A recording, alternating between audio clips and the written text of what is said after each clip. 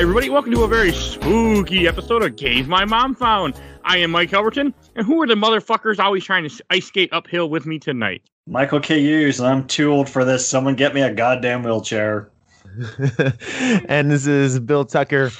Good evening to all you suckheads.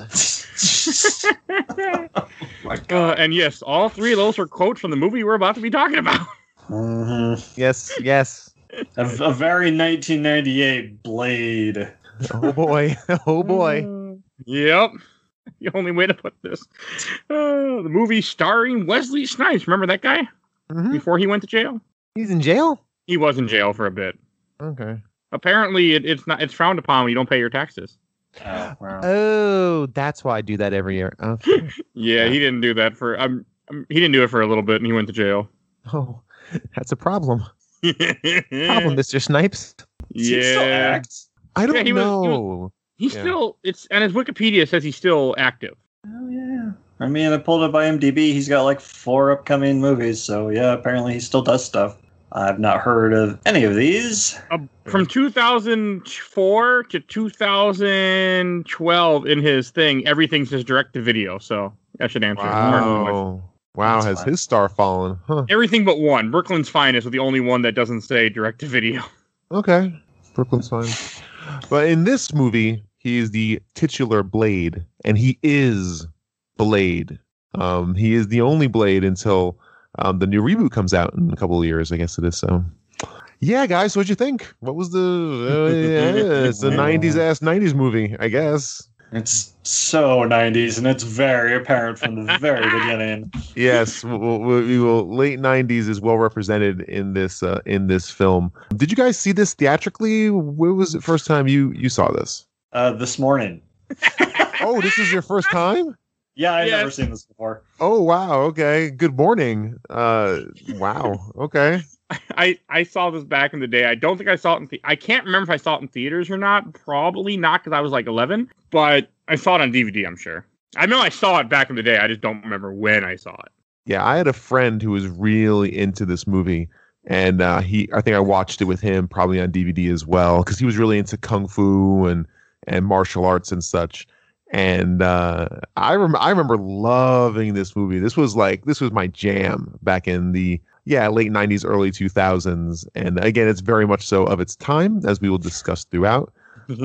Does it hold up now? No, it certainly does not. But I think it's a very interesting little specimen of what action movies used to be, and especially comic book action movies used to be. When they still didn't know what they could do with characters and how they could really build out the mythos of superheroes, instead of just having them punch bad guys and wield swords, and that's about it. That's all that happens in this one. So it's a very interesting movie, and there's some joy to be found, ironically and unironically. I enjoyed this. Like I hadn't seen this in years, and I was completely all good and all for it this time. Yeah. I was not into it. We usually save this for Sell for Box, but I think it's gonna be real apparent I did not have a good time with this movie. It's not my taste. When I was watching this, I'm like, oh, Mike is gonna hate us, because I'd forgotten a lot of this movie, and I'm like, oh. Yeah. Knowing your sensibilities, I'm very much so interested on your take on our next Halloween movie, the one I recommended, but let's stick to this one. So Blade, 1998, is that right? Did I look at that right? Yeah. Okay. Yeah. Directed by the celebrated Stephen Norrington. If you've looked at this filmography, he did The League of Extraordinary Gentlemen, and then nothing. Never directed again. I thought you were. I pulled up. He has 4 movies. Yes, he is the League. After this, he did The League of Extraordinary Gentlemen, and evidently he had such a hard time with Sean Connery just in filming that film. He said, "I'm never directing another movie again," and didn't. I think he tried to do a project in 2018 and never went anywhere, but he just quit. That was it for him. So Sean Connery broke somebody, I guess, evidently, in the filming of a horrendous action movie. Really? Oh, yeah, I kind of do. I remember hating it. Again, it's been forever. Oh, yeah, I know people shit all over that one, but yeah. I've never seen all of it. Yeah, I saw. I don't remember liking it. And written by a little-known guy named David S. Goyer. If you don't know David S. Goyer, he wrote the Dark Knight trilogy. So the guy who wrote Suckheads and MFers Can't Skate Uphill wrote one of the most celebrated, comic book series in history. So you mean that series only had 2 movies? Yeah, 2 great movies. You always say that. I hate Dark Knight Rises. We will someday probably talk about it. I hate that 3rd movie. Yeah, he wrote the entire Dark Knight trilogy. He also wrote Ghost Rider: Spirit of Vengeance. He wrote Man of Steel. He wrote Dawn of Justice. Yeah. Well, hey, listen, we all have our faults. He wrote Jumper. But he is a celebrated. What? Sorry, that triggered me there first. Wow. I hate that movie. Like, I read the book and then I watched the movie. And I'm like, what? Like, my wife always talks about how Aragon is nothing like the book, and that's the one that she always go to. But for me, it's Jumper as far as adaptation dissonance goes. Wow, fine movie. I've never seen it. I know nothing of the source material or anything. I met the author, so I actually got to meet him once at a book signing. He liked my shirt. I had a dragon shirt. Nice guy. But yeah, David S. Goyer wrote this, and he actually ends up directing the 3rd one, Blade Trinity, which definitely shows in the quality. Yeah, he wrote this. Isn't that crazy? Huh? Again, the writer of the word "suckheads" and all the terrible lines. Although that might not be his fault, but we'll talk about it. Yeah, and then we have Wesley Snipes in the lead, who again, like I said, is Blade, and yeah. He's Blade. Evidently, throughout the shooting of this, he was extremely into this character. Like, weirdly so. It seemed like the Blade going forward, his design was reflected to portray Wesley Snipes' portrayal of him in this movie. Seems like every time he shows up after this, it bears a striking resemblance. Yeah, because he was doing interviews in character and a lot. I know this is the fact for the second. I'm not sure of the first. He had a lot of say in his choreography. He had a lot of say in some of the ad-libbing he did. So again, things like Suckheads and Skating Uphill may not have been the writing of Mr. Goyer. So he had a lot of he had his hands deep into this movie.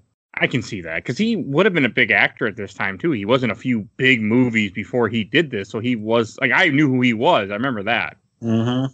Now, he was the main black action guy there in the 90s. Yeah, he had a lot of fucking movies too. Like if I'm pulling filmography, he did tons of movies in the 90s. Yeah, evidently when they were casting this movie, again, according to Wikipedia, the source of all truth on the internet, the studios had 3 picks for the lead. One of them was, of course, Wesley Snipes, Denzel Washington, and Lawrence Fishburne. Imagine Matrix era Lawrence Fishburne in the lead of Blade. What kind of movie would that have been? I don't know. But that's not the last time we're going to talk about the Matrix this episode. Yes, there is one very explicit scene that is Matrix-like. Yeah. Yeah. So it's a very interesting movie, and I'm looking forward to getting into it because I have a surprising amount of notes for a movie this kind of slight but fun.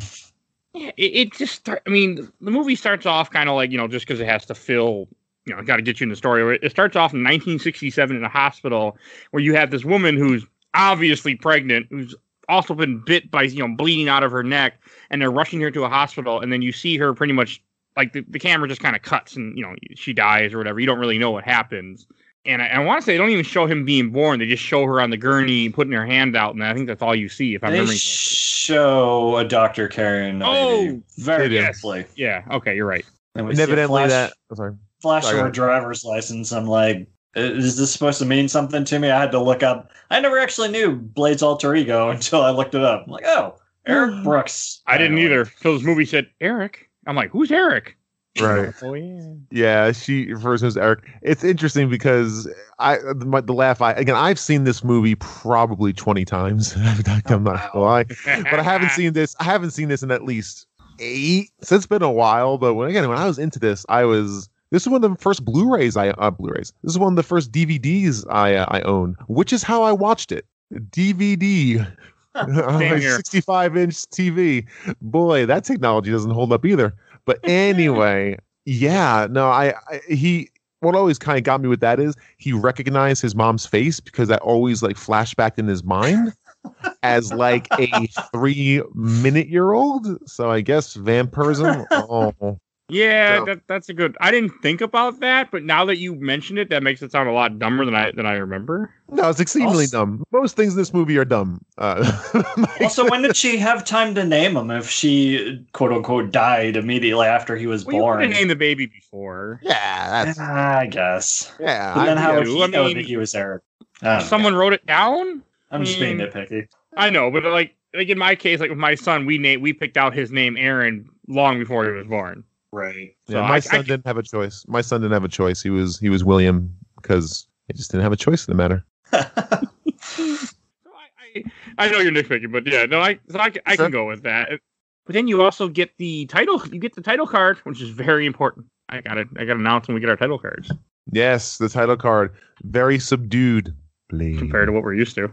Yeah, really, Blade. It's just this little subdued Blade, and you get your credits. And then we get to, maybe one of the most memorable scenes of this movie. This is the one everyone remembers for a lot of reasons.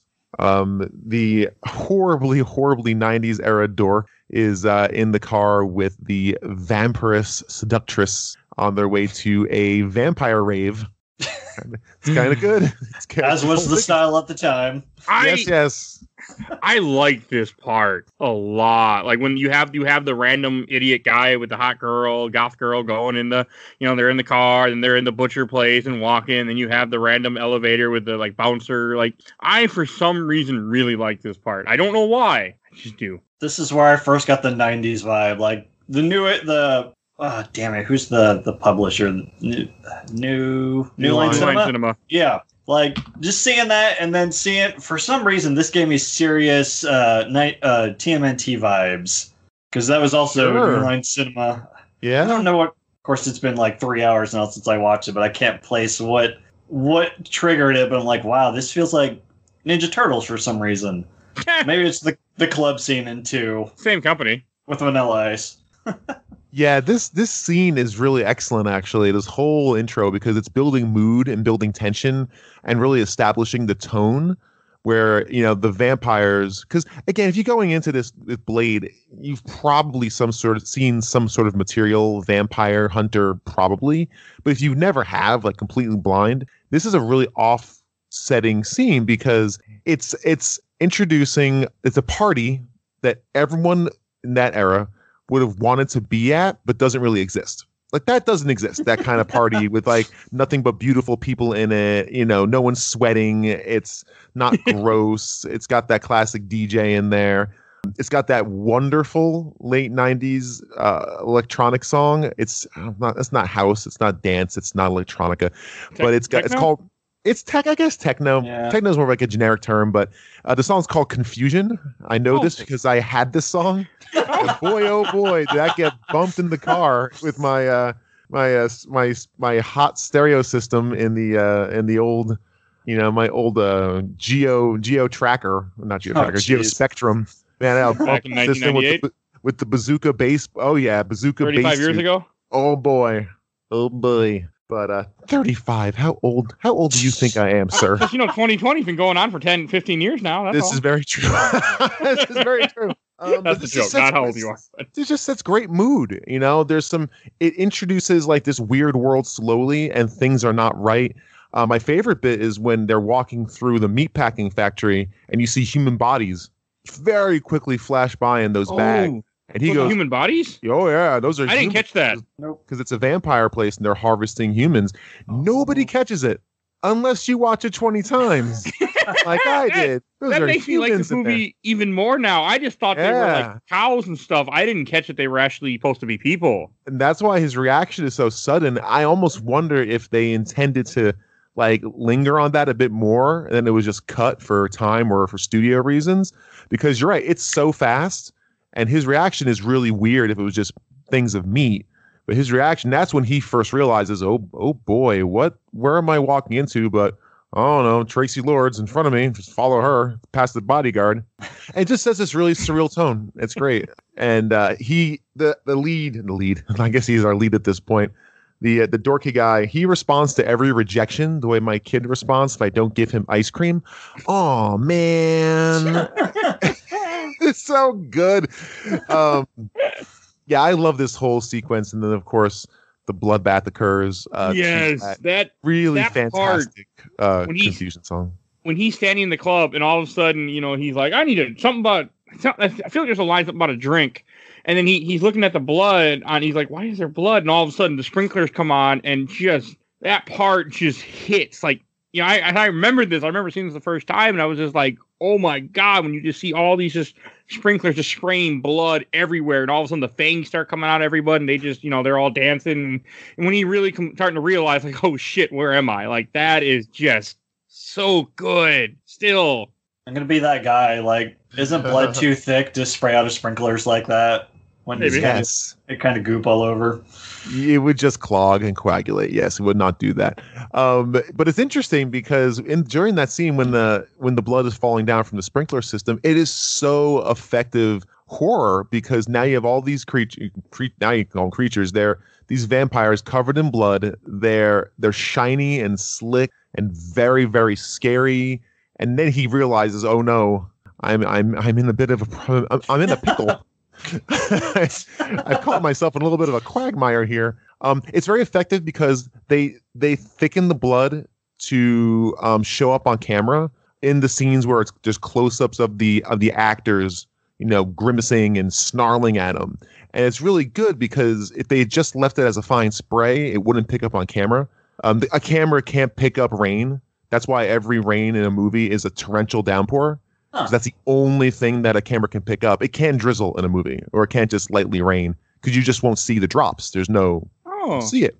I never knew that. Yeah. So they speed up the I almost said frame rate because I play too many games now, but they speed up the the speed of the camera so you actually tries to time it with the blood drops. So that's why you're getting that really cool effect where they seem faster and quicker. They've kind of upped the speed on the camera. And then it captures the thick blood drops, which is why they're so thick. Very effective, very good bit of scene setting and dread setting. And they just kind of kick them around a bit and toy with their food. How are they going to split that guy up amongst, 200 vampires? Everyone gets a nibble, I guess. I don't know. The human body does not contain that much blood. But it's all silliness and fun, and it's really very effective kind of horror. And then we meet our hero. This movie would lead you to believe the bodies have a lot more blood in them than is actually there. Yes, which we'll get to later on. But yes. I like when they first introduced Blade, where the guy is trying to run away from the vampire. He just ends up at Blade's feet. He just kind of looks at him and all the vampires they know who the fuck this is, and all of a sudden they start getting all upset. They're showing their fangs. You have some half naked people running behind him for some reason away into the showers. Just random things happening. And I remember just having a big smile on my face when Blade shows up, and it just made me realize I still really like this movie. I was completely on board. I was telling myself, oh God, Mike's gonna hate this movie, but I was completely on board. I feel like I've seen this scene years and years and years ago. It felt very familiar, and I really like Blade's costume throughout the movie too. He looks super badass. Yeah, it's really good. Very tactical. It's a good way. Yeah, it's got a lot of utility to it that he never uses. Well, I shouldn't say that. He uses some of it. So yeah, the bulletproof part. Yeah, at this point, he's the bulletproof part, and this is the first obviously fight scene in which I wrote down in my notes. And as soon as I saw it, I went, "Oh no, this is the whole movie." It's a wonderful display of an A-list actor doing the bare minimum. He stands in one spot, punches people one at a time while everyone runs around him. That's the fight choreography of most of this movie. You are not wrong. Blade just not moving as much. So when I read that Wesley Snipes had a lot of agency in his choreography, of course he did. Because he just stands there and shoots people and then punches and kicks with some pretty... He's a martial artist. He understands hand speed. Yeah. I thought he was.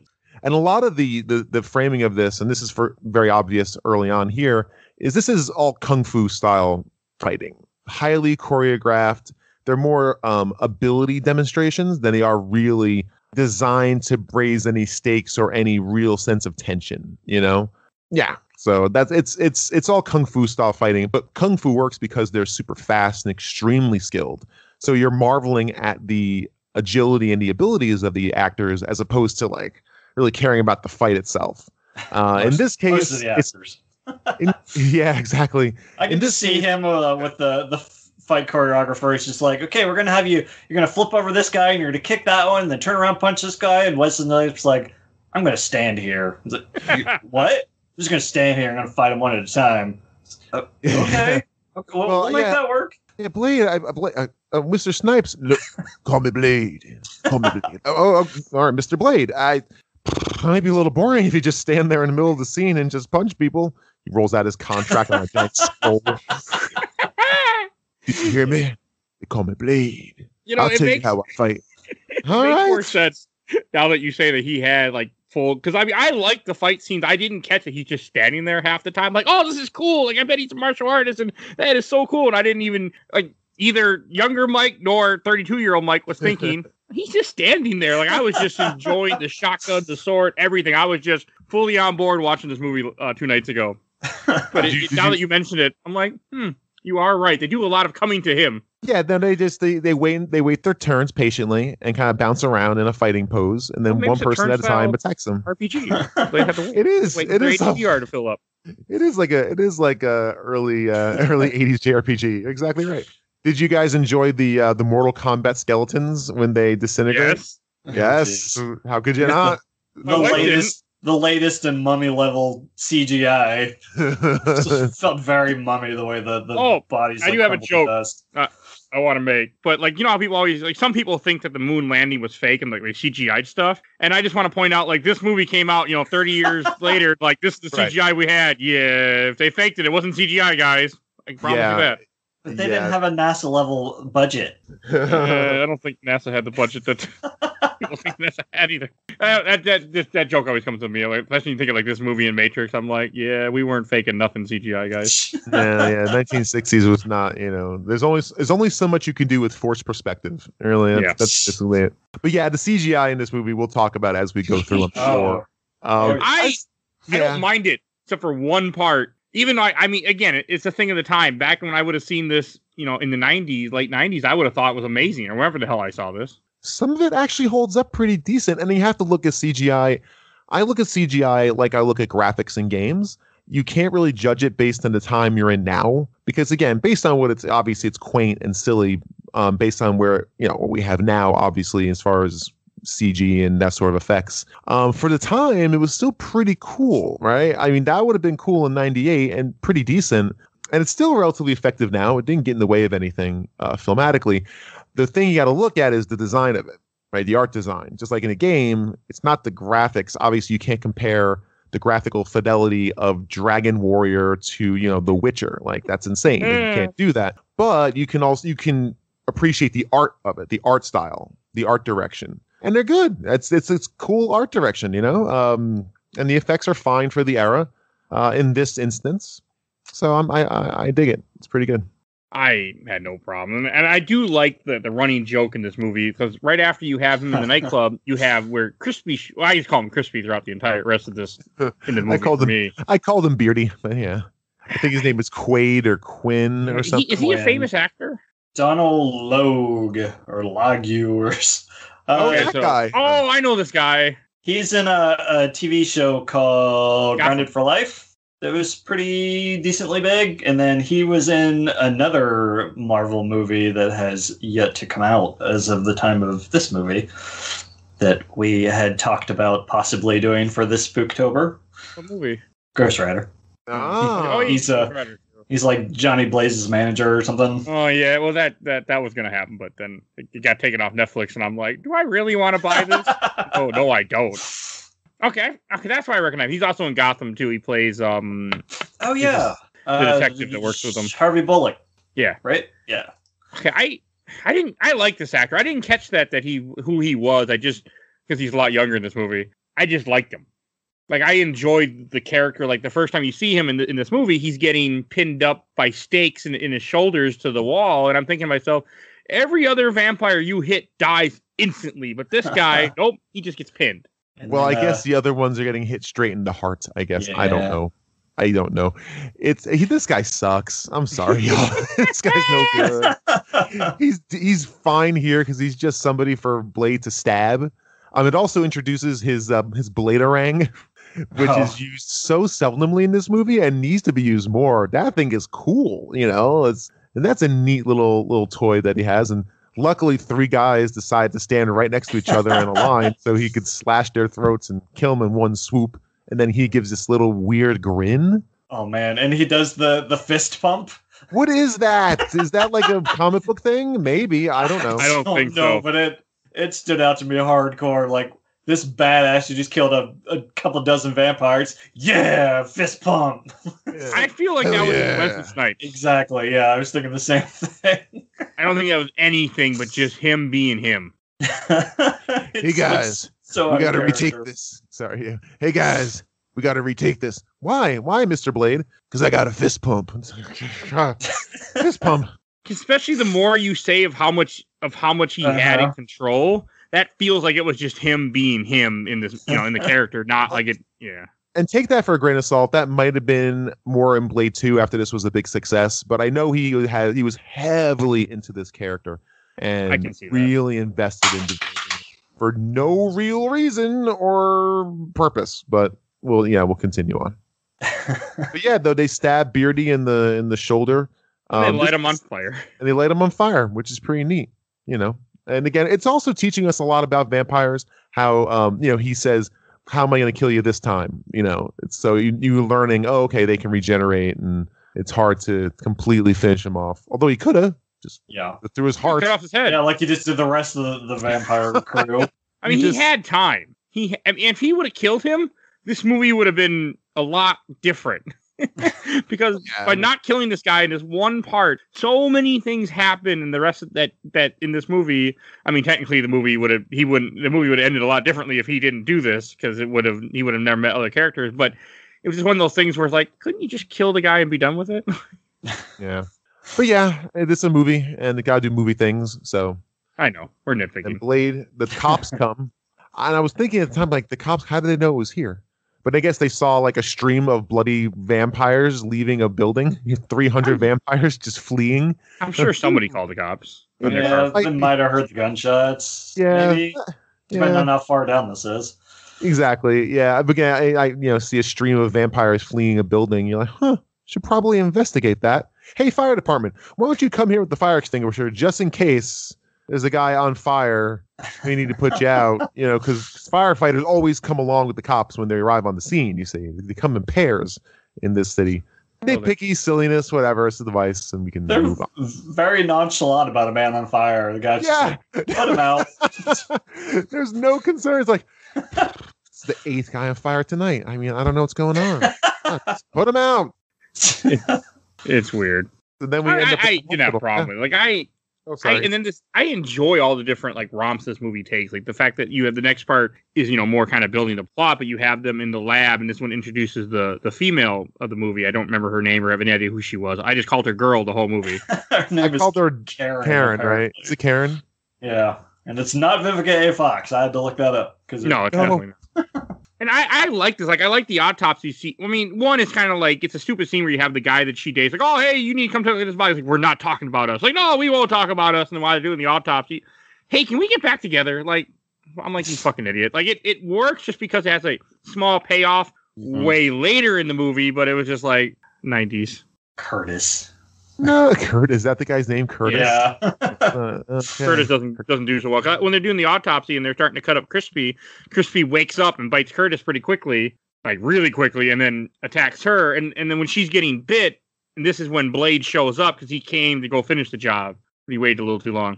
My favorite thing the Blade does is that when the action starts, he just appears. Like, you never see him come on screen. He's just there. He's just there. He knew. I don't think I could say he knew Crispy was going to go run off to where's the best place to take a charred cadaver, but to the hospital. I can see that's okay.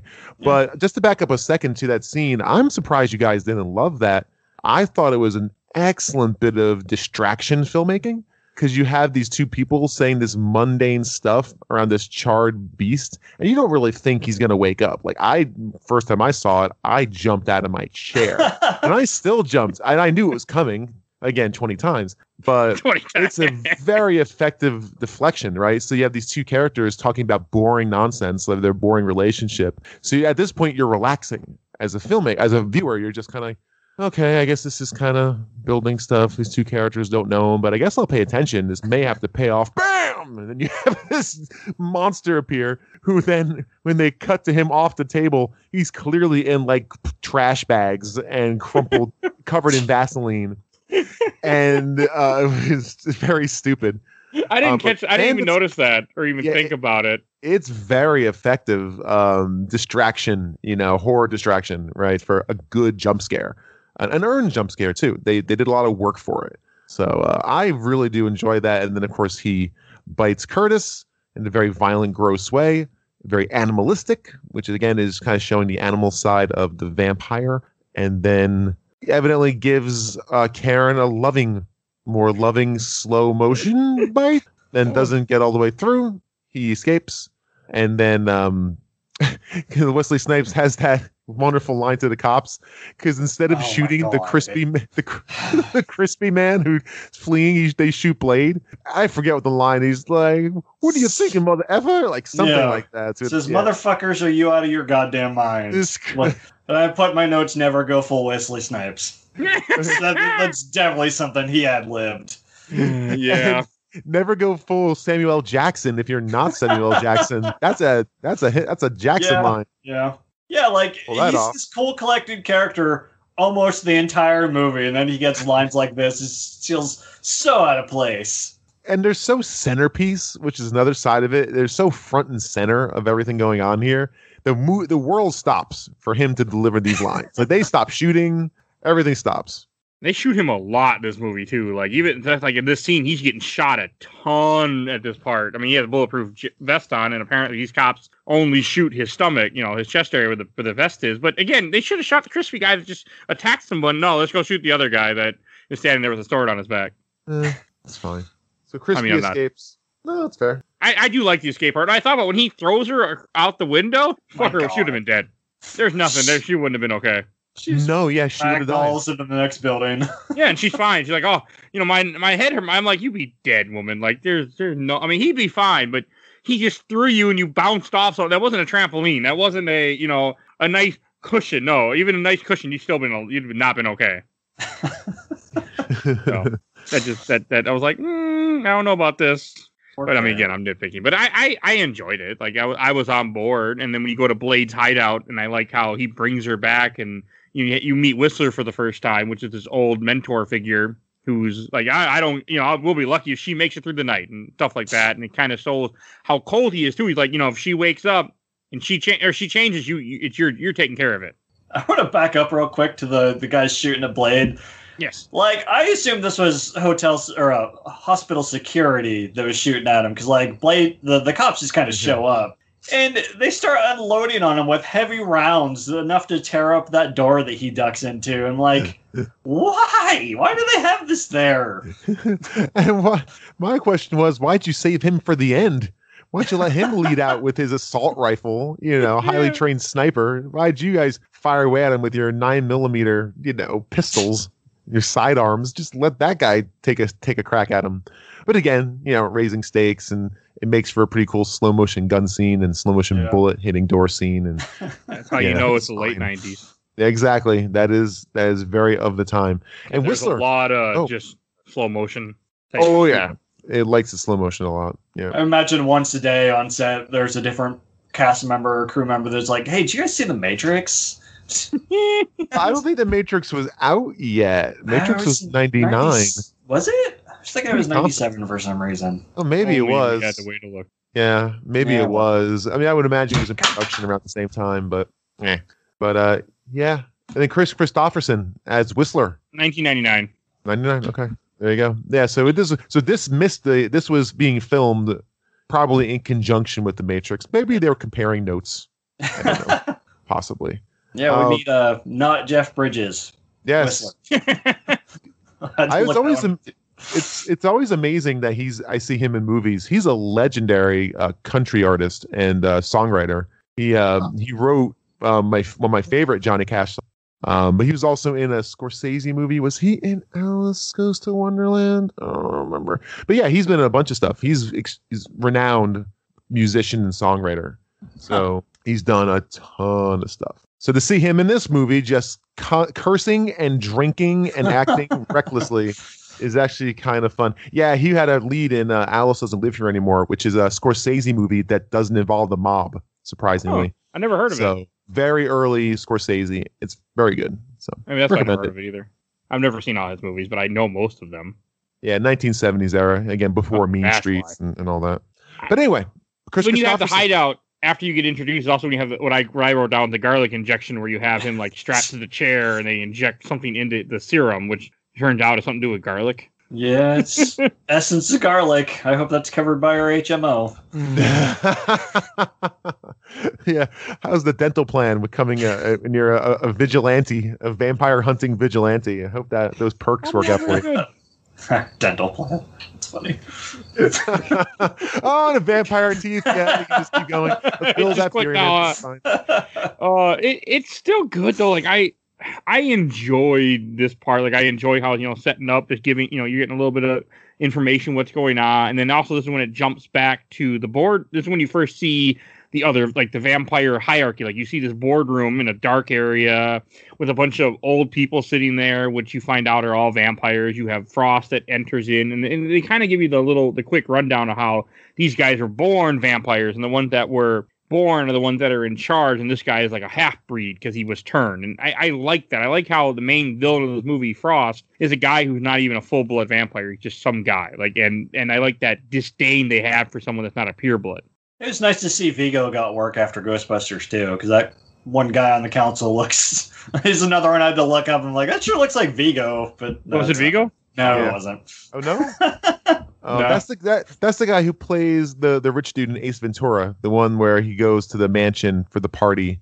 He plays the owner of that mansion. Yeah, okay, yep. I got it. Yeah, I forget his name. He's done a bunch of stuff, known character actor, but it's just, I like a lot of this. I actually wanted more lore. I like the idea of this kind of classism between, again, the purebloods and the turned vampires. This is neat. This is actually pretty interesting. It's kind of shows the two different generations, these stuffy corporate types who have tried to keep the peace and just keep things status quo, and these rebellious youth, again, as late 90s is, kind of extreme. And boy, is Deacon Frost super de-duper extreme and cold and edgy and broody. It's very of its time. I don't know the actor because we were talking about before the recording. He hasn't really been in a lot of things, but he does a good job in this, I felt.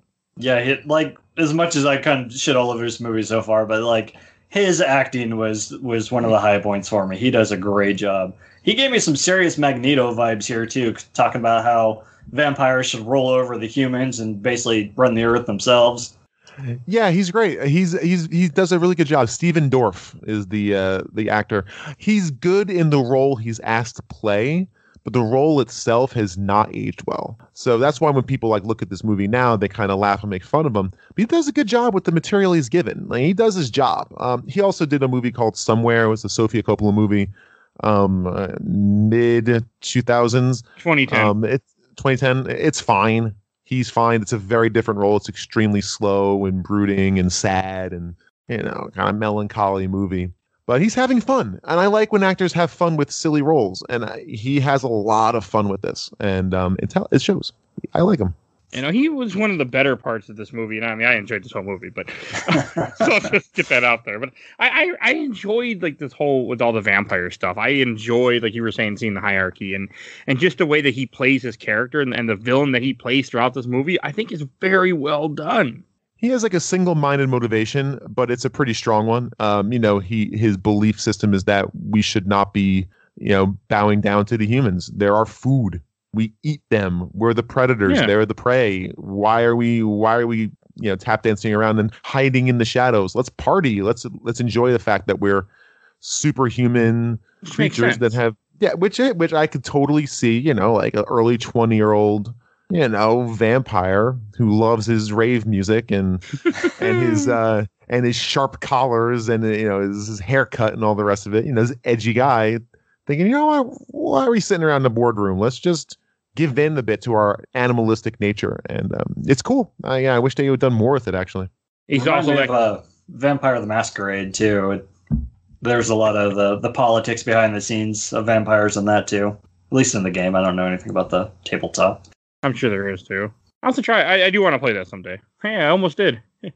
But and also like this, I do. They have a small scene that needs to be mentioned where Blade goes to a supply store, which is like some random guy who reminds like a voodoo doctor, where he just goes and he gets up more. He gets his garlic essence stuff, the serum. Yeah. Mm-hmm. I mean, it's a small scene, and then I was actually wrong. The injection scene happens after this when the girl wakes up and sees him getting injected. But the part that I want to mention is the part. There's a part where they're talking about they're going to go somewhere and what they're going to do, and you have a huge info dump. You have what I call the Blade Mobile, but there's a part where Whistler is filling up the gas tank. He takes the gas, he's pouring gas all over before he shoves it in the car, and then he lights up the smoke. And I'm thinking to myself, well, that doesn't seem like a very good idea. Yeah, I wrote that down too. Just slopping his gasoline and lighting a cigarette. This is all kind of like showing his character as a devil may care. I don't care. I'm just gonna light a cigarette next to a pile of gas that I just sloppily poured into this classic car. Gas? Like, why are you pouring it in your place? Like, shouldn't you put it in the car and then turn on the gas? Not my gas. Fuck it. We'll just start spreading it around. I don't know. I just thought that was funny, especially when he likes a cigarette. I'm like, okay. Yeah, and this also scene where they're kind of getting info dumping about, hey, your serum's wearing off, but she could be useful. She's a hematologist, and fancy word for blood doctor, which again is very devicey. That's a very writery ass thing to write, but fine. We got to keep things moving. Yeah, it's interesting, and I like his violent reaction to the serum. It's clearly not a fun thing to engage in. And also one other thing too I noticed is, so she takes off because she's like, okay, I want nothing to do with these creepos. They're clearly something's weird going on. They stop her. The chain link fence evidently was just too much for her to master. Yeah, Whistler doesn't try to call out to her, but hey, listen for a second. He just chases off after her. Yeah, I'm gonna shamble off after you with my bum leg. But my question is, why did Blade? So he stops her, then Blade appears. Because he says the word blade, and that means Blade has to appear. Why does he show up with his bladerang in his hand? Like, what was his goal with that? Was he just going to cut her down if she got past the chain link fence? That's what I think. I just assumed that it was because she was bit. They were expecting her to turn at some point. Oh, so fair. That's a good point. Yeah, that's definitely fair. Okay. All right. Fine. I will cross out that note. I do want to point out the start of the scenes when she wakes up and she finds Blade's katana and activates the little hilt blade. And sprouts out of it because that comes back around later. Sure does. A couple times. Yep. Yeah, a couple times. Actually, really pivotal towards the end. That thing's neat. I still like that. That's pretty cool. Little self-defense. I think it's kind of silly. This little trigger that stops it. It's like, oh, but I do think that's like some little mechanical device that prevents somebody from picking it up if they don't know what to do with it. I also point out here very quickly of his shrine that isn't referenced a lot. Like, he has a shrine, I guess, to his mom, I think, because they show her license, which somehow he has. Yeah. How he has her license, I don't know. Fine. Wesley Snipes drew a lot of inspiration from samurais when doing this. So if you know that, everything makes sense. A lot of samurai stand still a lot when they fight. Well, but just in the way he approaches, again, his shrine, everything's very methodical. Mm-hmm. He doesn't really move much. It's the stoicism, I guess, and the mysticism. But he based his character on samurais. That's kind of how he pictured Blade. Instead of a gun-toting vampire Punisher who just fires guns and shoot things, that's kind of where he was going mentally. Yeah, not really. It doesn't quite do the trick, but that's kind of where that comes from. So, yeah, methodical is the first word that came to mind too when you started describing that. We also see Karen get her vampire mace in this scene. I know. What was it? It's like silver nitrate and essence of garlic again. Essence of garlic, yeah. Jeez, that comes back around too. Yeah, a couple times. In this movie, do. Most jokes they play off multiple times. They don't just let things go, which I'm fine with. Like, I enjoyed this You know, like I didn't have any problem in this movie, like stuff like that. It works for me. Yeah, it's fine. So then we get that she decides to stay because Whistler told her to. Then we get some more exposition on what they do: vampire hunting. Vampires migrate. They go from city to city. Their stuff's pretty well set up, though. I mean, I can't imagine them building all that tech and all those like layers and whatnot for a place to just transient. But okay, that's fine. They get introduced to the archive room. Yeah, no, it's just interesting. Like they have so much stuff built in. Clearly, you know, lots of infrastructure the vampires do. So to think that they're transient, they move from town to town, doesn't fit with what we're seeing. I would think some would, but like the higher ups aren't moving around. Or if they are, I mean, because if you're someone that lives forever, you probably just come back over time. I guess. I mean, so yeah, maybe they kind of spread, I guess. I don't know. I just felt weird to me when they were saying it because evidently, you know, Blade Town, you know, random town that doesn't have name, is pretty much a hub. It might be the capital of Vampire Kingdom. So I don't know. It's Marvel. I just assume it's New York. Yeah, it's just they're all, feels you know, like New York. Or newspaper land, considering all the paper that's flying around every time they're on the streets of this city. Wasn't that New York in the 70s? Yeah, well, this doesn't take place in the 70s, sir. I know, but that's what it reminded me of. Yeah. I feel like when you see stuff from the 70s, you'll see newspapers everywhere, like in New York, and that's just what I didn't really question that. Like I didn't question that. You know. Again, this is me looking at it after seeing it 20 times, so I have a different perspective than a first-time viewer. Highlander that just taught me anything.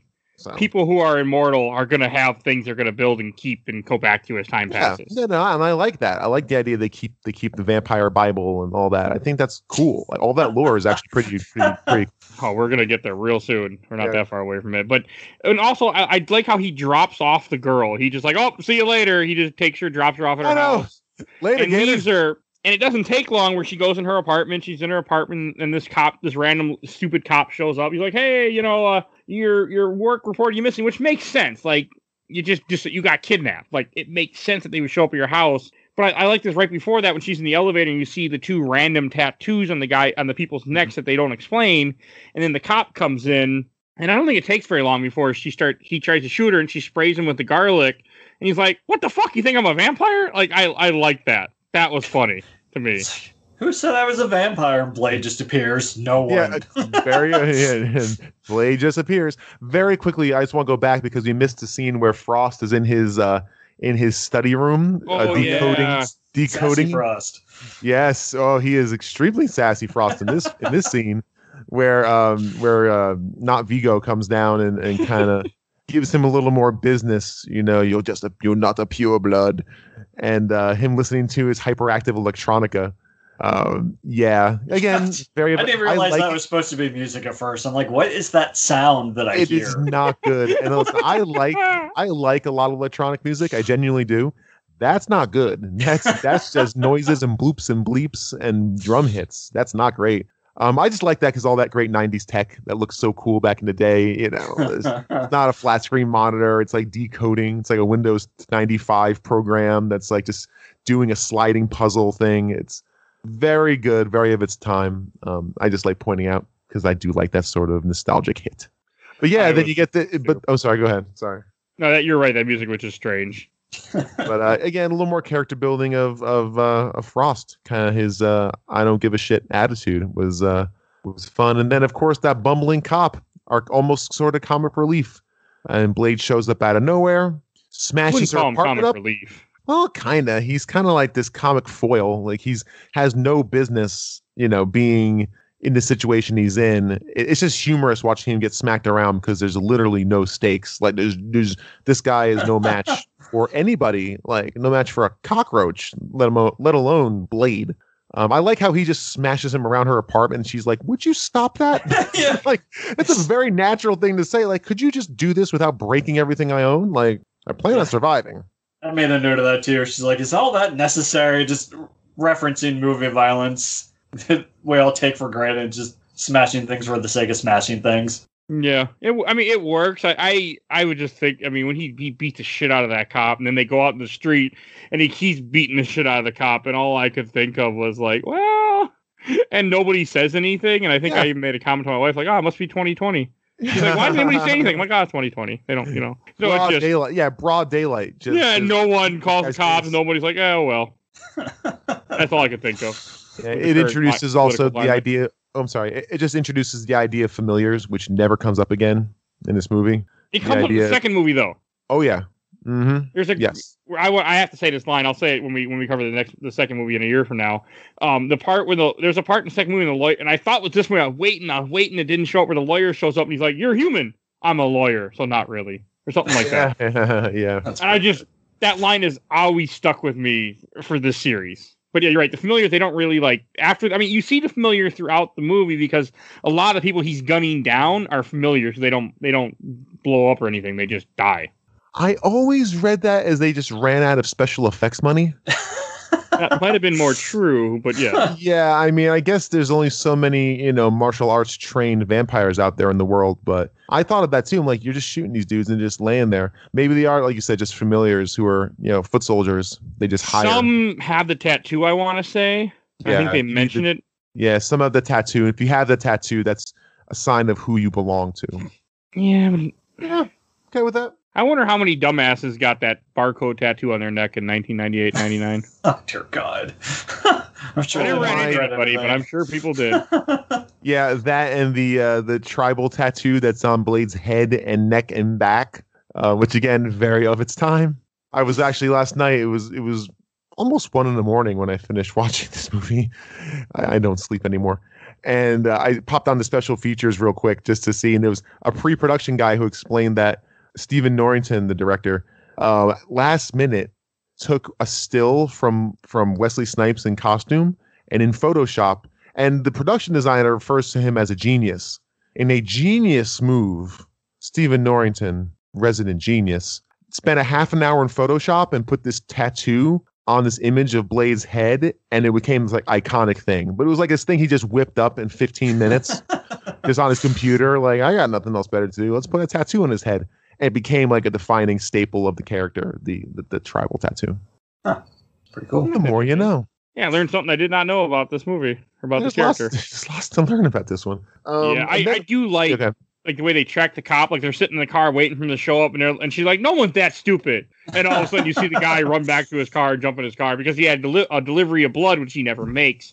So he has to get it delivered. And I thought that was interesting. Also, when he gets in the car, the first thing he does is call the safe house. He's like, hey, the clinic, we got to empty it. I'm thinking to myself, it's daytime when you get your ass beat. It's nighttime now. Don't you think you maybe should have called that in 3 hours ago? Like, why are you calling in now thinking he hasn't already been there and emptied the plate? I don't know, just kind of I'm like, well, it's a little late for that. Couldn't you, found a payphone? It is 1998, like something, not, I'll wait till I get in my car and grab their car radio and then tell them. Yeah. Stupid, but so it's also the first time I noticed that when Blade wears his coat, he's got a hole in the back of it for the sheath of his sword. So he's catch that. He's just got a hole that he puts the sword into. Yeah, it's good. It's effective. I didn't notice it either. That's great. 20 times here, and I didn't notice it.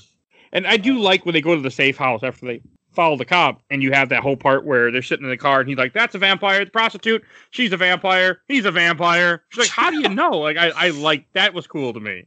Yeah, he explains himself, but it's great world. It's great world building, right? It's great. Showing there's two sides to him. It's good. It's very good. And it shows the whole effect of these vampires in the city and how much they control and how much they are ingrained in society. And I love that fact of thinking that you're walking by, like the average person walk by all these killers and have no idea what's happening. Mm-hmm. I like that a lot. Yeah, it's very, very, very effective, and I agree. I think it's great.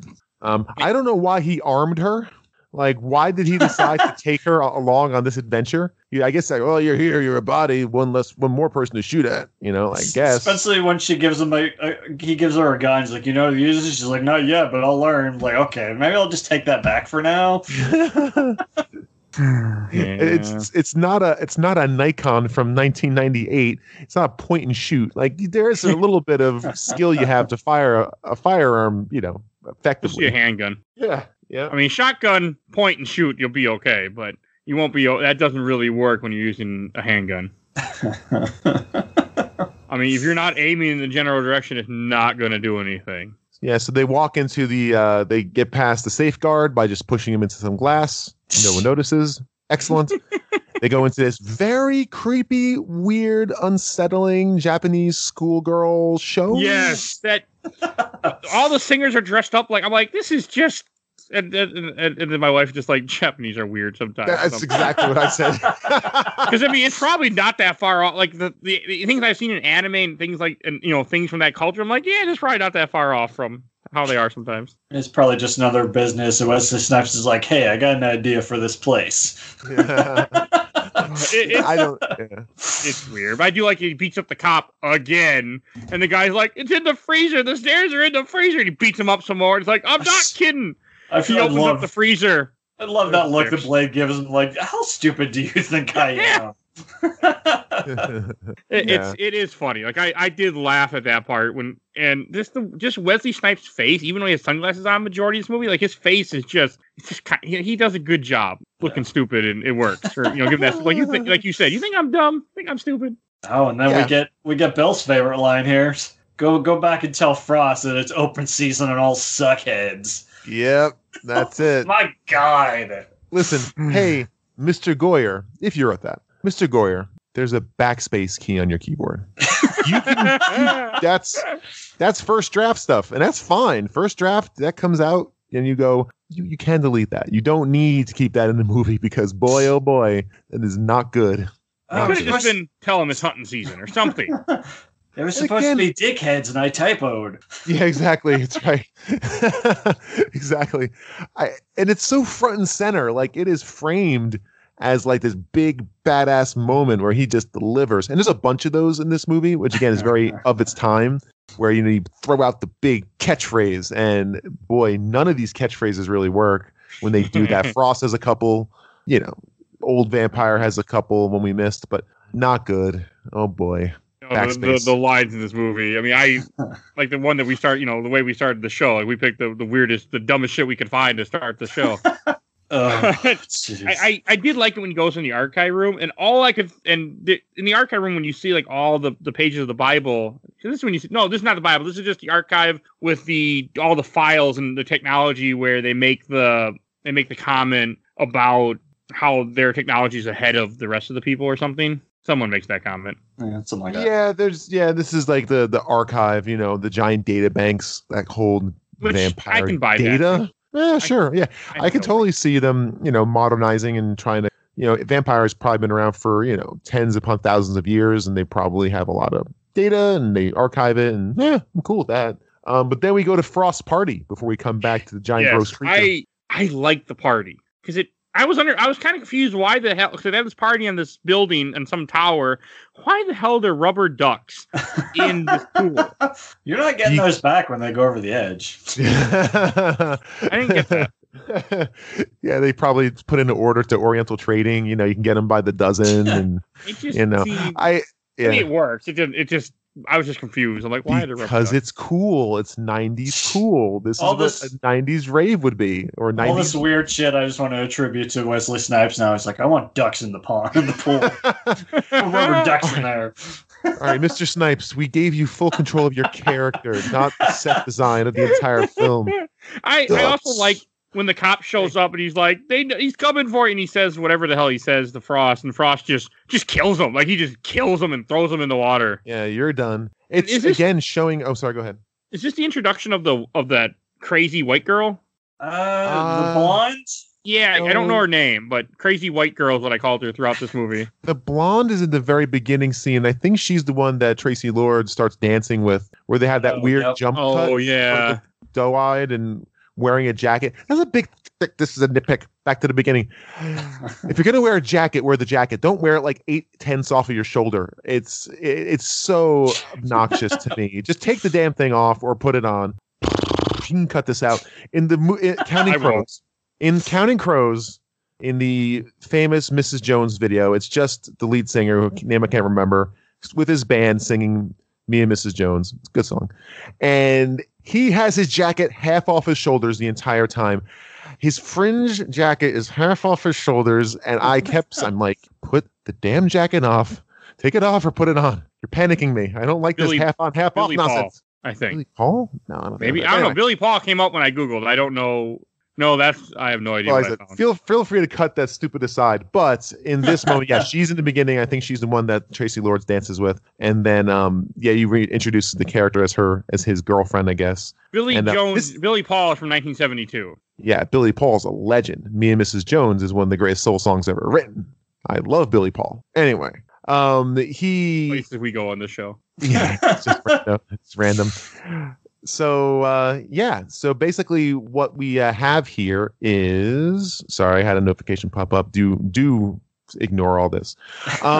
So basically what we have here is basically showing the divide between how bumbling the humans are and how aggressive badass how aggressively badass the vampires are, right? You have this bumbling familiar who's doofy and dumb, and they say the word bitch way too many times. Why is everybody calling each other a bitch? Like, I don't understand that. And it's effective. You got all this cool stuff going on, showing that the new vampires are cool and you'd want to hang out with them, even though those people really don't exist. In my experience, like when certain people are drinking, in my experience with women, they would use the word bitch a lot to each other when they're all drunk. If any of their assholes are not people in general.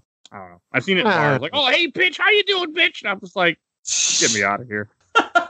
It's a very asshole thing to do. I've seen it when I've been at bars. I'm sitting there because I'm the sober one because I don't drink at bars. And I'm sitting there. Like one time I was watching Portrait of Ruin Castlevania videos and I'm like, why am I here? So, yeah, that happened. That's very... Okay, so as we were saying, back to this, what we're at the top of the scene, isn't when he finally decodes the old text, or is that later on? I felt like it was here. I think that's happening right now because after you have the party, you have the part where all I could think of was Bill must have been just clapping right around this part when you see Pearl for the first time. Oh dear God! Pearl is one of, for those that have never seen this movie and are listening to this episode, just Google Pearl.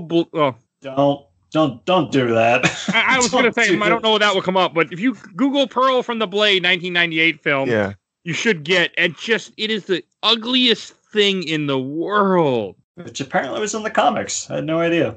Oh, really?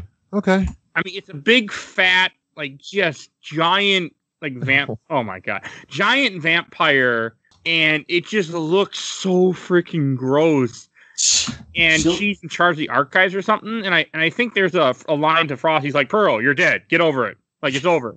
Die with some grace or something like that. Yeah. She reminds me of like a boss that would have been in Dante's Inferno game or something. Yeah. Or like God of War.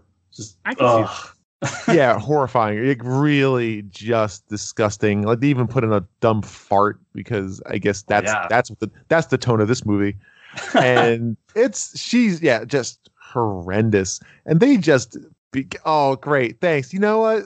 You're welcome. You have to put that image in front. He just put up an image of, I guess, a production designer, leaning over this just horrific character. Yeah, she is just there for them to harm in a very sad and brutal way. I actually end up feeling sorry for her because she's completely defenseless and they're just picking on her. This to me is really sad. I didn't like this. I felt it was like reason to. Like why? They earlier in this, like we didn't talk about this, but one of the tools that they get is they get a UV flashlight thing that has a big battery pack on it, and there's some dumb lines where they're like, "Oh, this is heavy." Well, you're strong, or something stupid. I actually like that line. It's like it's still feels heavy. Yeah, but you're so big. Yeah, that's a good line. I don't like, but it doesn't matter. But what I want to say is that like it's just. You're right, though. It's terrible. Like they're trying to get information out of this creature, and he starts talking. He starts saying things. He's giving them information, and then he's like, and then Wesley Snipes walks off to go do something, and he's like, "Hey, if he moves, hit him." And then all of a sudden, the girl just turns it on and just murders him, and he's already getting crispy as you're watching the scene, and they keep burning him, and she just murders this vampire in cold blood. She murders it. And you're right. It's kind of like here the heroes, and at the same time, the heroes aren't really heroes either. They're kind of like not the best either. Yeah. I mean, yes, this thing probably deserved to die, but there's a lot easier. It's a very like gruesome way to kill it. Yeah, I just kind of saw it as her taking out all this frustration over the last couple of days of seeing her ex-boyfriend killed in front of her, and then she was attacked, and the cop and all this, and this is someone that can't fight back, so she just kind of takes it out on Pearl. It's just I mean, and the gruesome, like all the welts and the burn. It is just I did not like this part back when I saw it when I was a kid. I still don't like this part, but all I could think of was Bill being like, "Yep."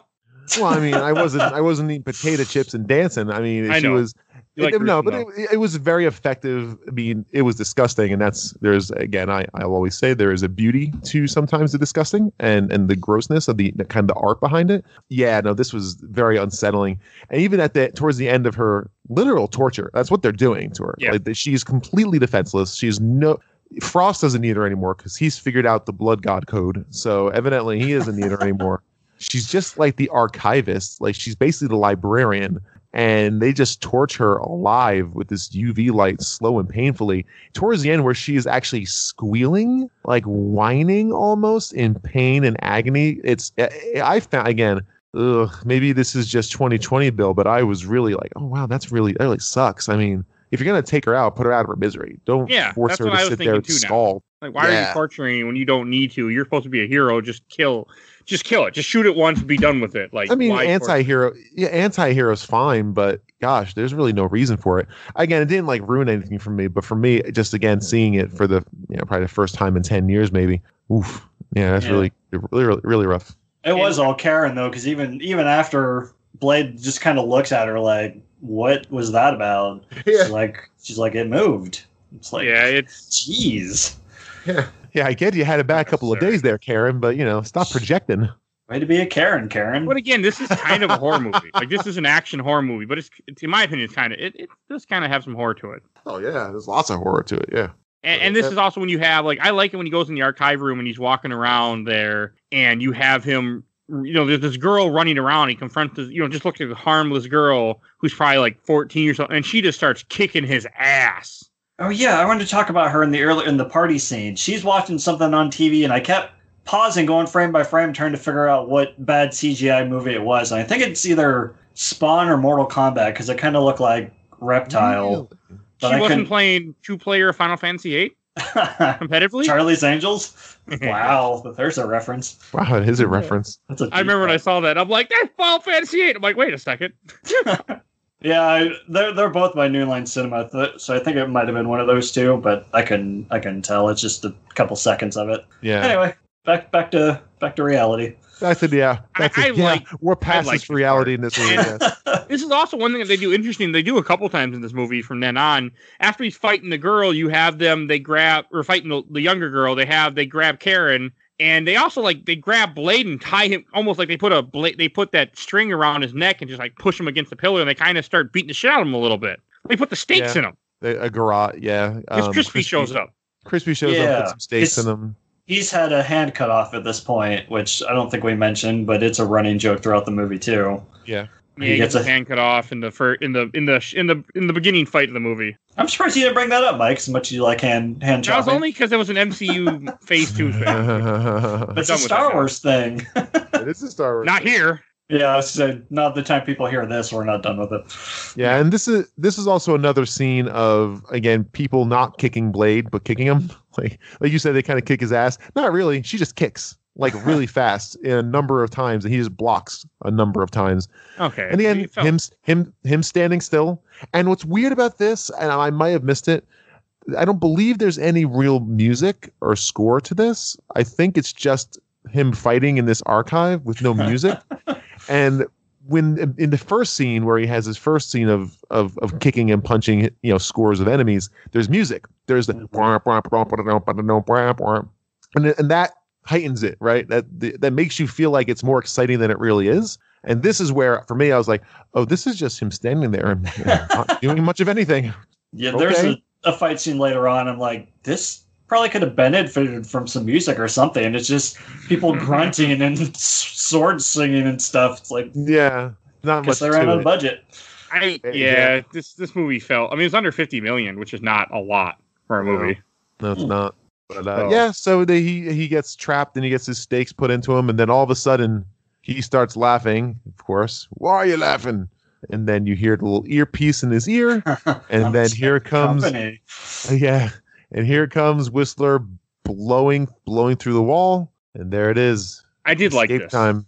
Oh man, what's this is probably my favorite moment where he blows it through the wall. He's like, "I catch you fuckers at a bad time." That was awesome. Good though, and just starts spraying and praying just that room with his machine guns. Yeah, pretty good. I'm a fan of it.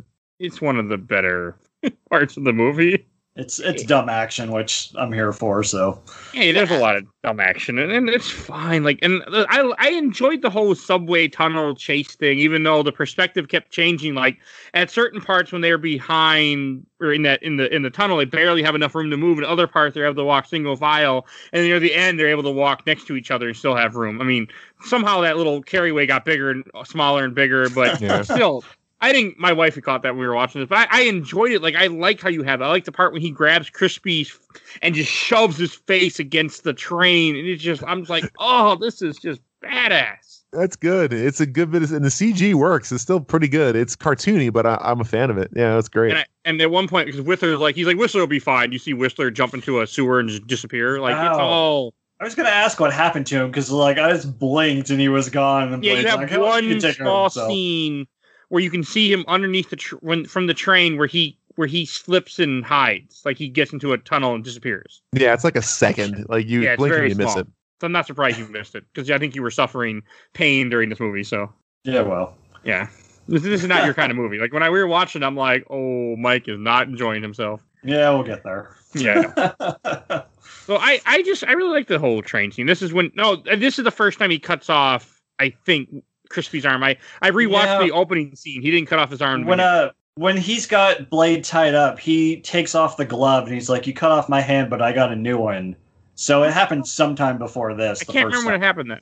Yeah, no, it happens in the the very beginning when he has him staked. I think maybe I didn't watch enough of that. Then I was watching it while we were talking, but I stopped. In the hospital, maybe when he's already burnt. Yeah, that's when it is. Oh, you're right. That's what it is. Yeah, because yes, you're right. When he's already burned, he slices off his hand, and it falls in front of the doctor, and it disappears in front of her, and she has the what the F face, like. So, what happened to that brisket? That looked delicious. Right.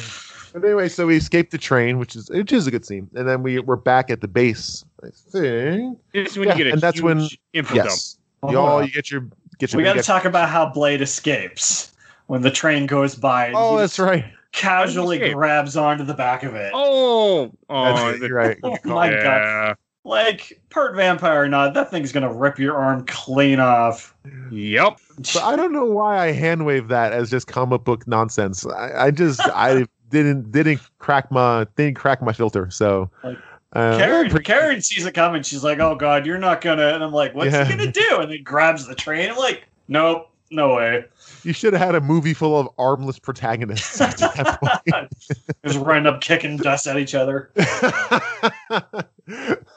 Looks like a baseball umpire. It's Monty Python, Holy Grail, just come at you. Black Knight. Yeah, then we get Blade's backstory here from Whistler to Karen. Yep. Yeah, we got him just sucking down just bottles of Jack Daniels, and there's actually a kind of a reason for that too, kind of that like I don't care reason. We learn a lot in this. It fits the character. Yeah, and I don't know if we learn he has cancer yet, but I think that might be later. Yes, I think I want to say it's around. If it isn't, it's around this time we learn he is dying, or maybe earlier in the movie they say he has cancer. I don't remember, but yeah. At some point they say it's cancer, but like Whistler's backstory is pretty depressing, where you find out that a drifter came to his house and killed his kids and killed him, and made him choose who dies first. Like it is just kind of fucked up. And Blade's backstory is the whole thing about how he was, and we already kind of covered where he was born. His mother was bitten while he was being born. Yeah, it's all pretty. Daywalker. Yeah, because the daywalk. We have a moment between Karen and Blade where he's just again really stoic and moody and sitting there in his samurai trance, kind of just I got to find my mom's killer, and it's okay. I guess that's reason enough to hunt vampires. Okay.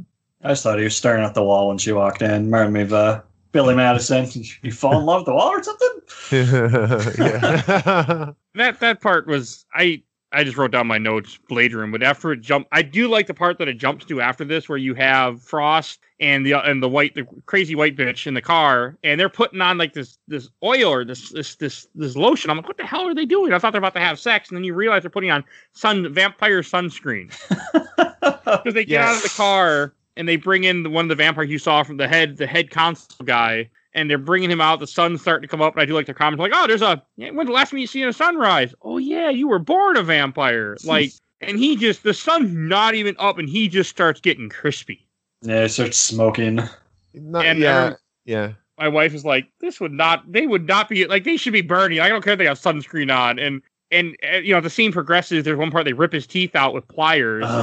Nope. Oof. Nope. Nope. That was a big nope. That was I a knew nope that for too. me I'm like, too. oh, he's not happy right now. You hear that creaking and that crunching? God, like, no.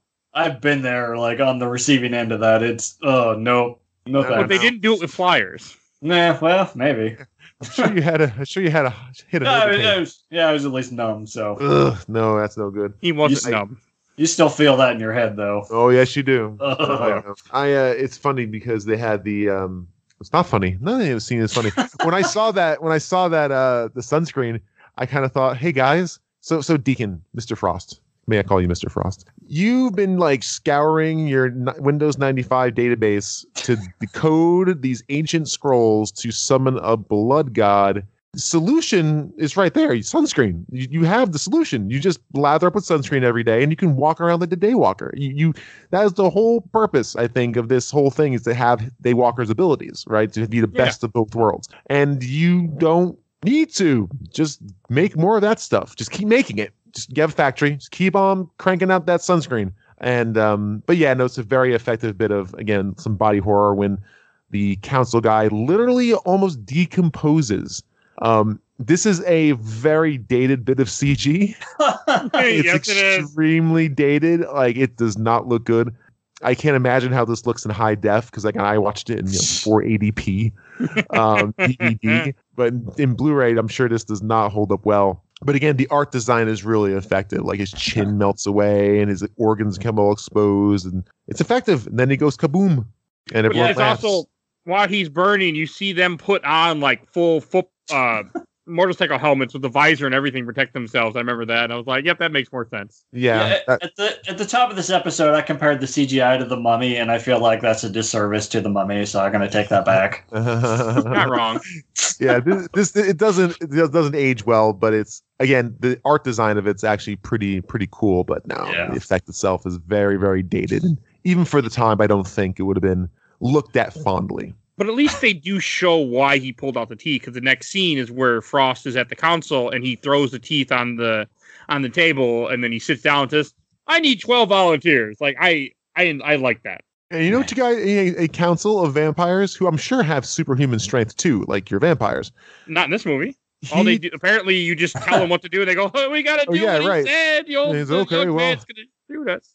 They took his teeth. Like, he took his teeth. I guess he's the boss now. Like, you could just jump him and like just start biting his face and eyes and legs. There's 11 of you. I'm sure y'all can muster enough energy to just go after him. But they go, "Oh no, they took his teeth." That was kind of dumb.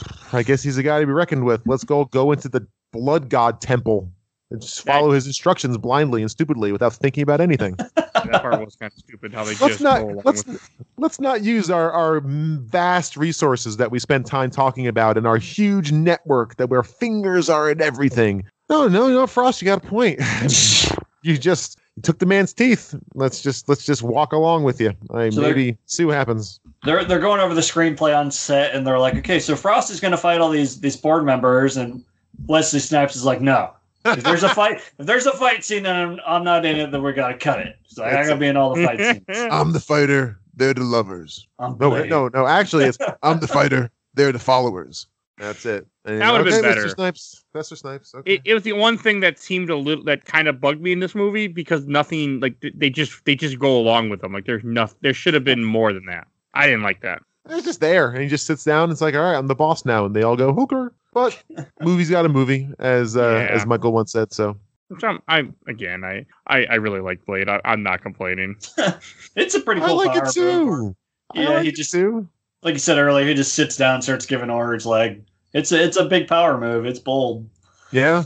But this is when the movie gets kind of like dark too, because you have Blade is wherever Blade is, and then you have Frost shows up.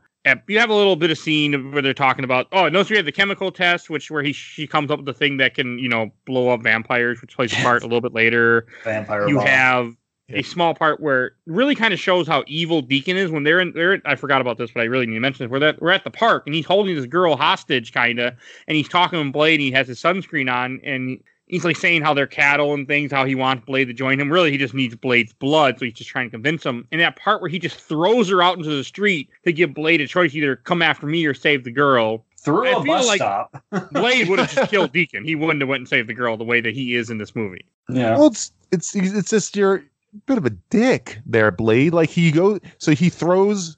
So Deacon, of course, he shoots him first. Yeah, he shoots him first, and then he goes after the girl. Like, got away. All right, little girl, let me save you from the oncoming bus that doesn't have brakes, evidently, because that thing doesn't even try to stop. Maybe it did here.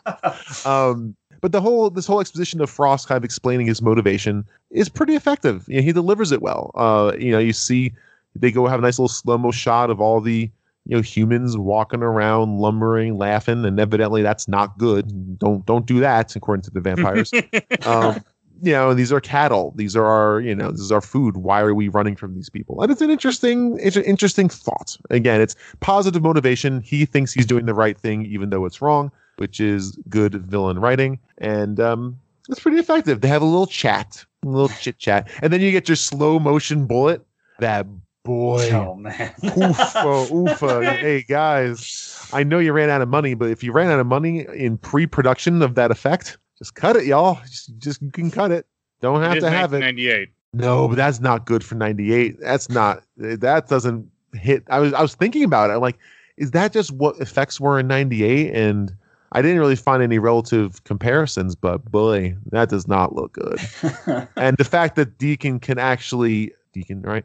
The fact that Frost, the fact that he can actually dodge bullets, little silly. Like, you're just a vampire. You're not Neo, right? Like, and you would think if you didn't realize this movie was released a year earlier, I think, than The Matrix, you'd probably think, oh, they just stole that from The Matrix because that's what people did after The Matrix. But no, two separate people for two separate studios, I think, came up with that. So we get like the line here where Blade says your mascara is running. I think it's supposed to imply that sunscreen is very temporary. That's why it's not the ultimate goal or solution. And then we get Deacon delivering the trailer bait line of, you have all of our strengths and none of our weaknesses. I feel that was in all the trailers at the time. Yeah, probably. I haven't seen any, but yeah, I could see that definitely being a trailer line.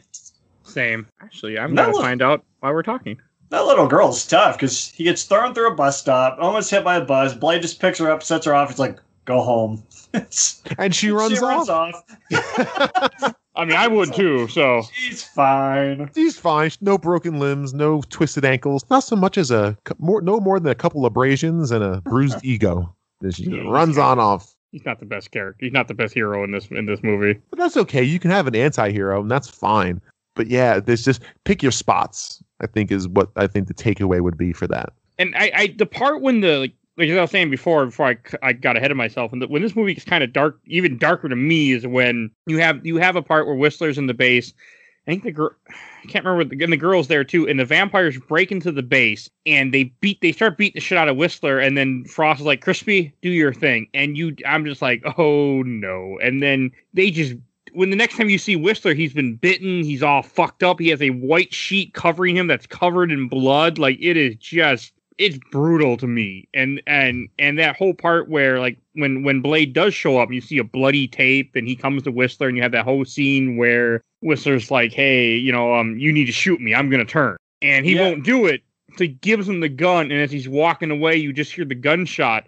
But also, there's a scene earlier that felt very 90s to me. It was stupid. Like, there's one point that Karen asks him, so what's up with you and Whistler? And he's like, he makes the guns and I use them, or something like that. And I'm like, it should have just been, he's my father. Like, he's been there.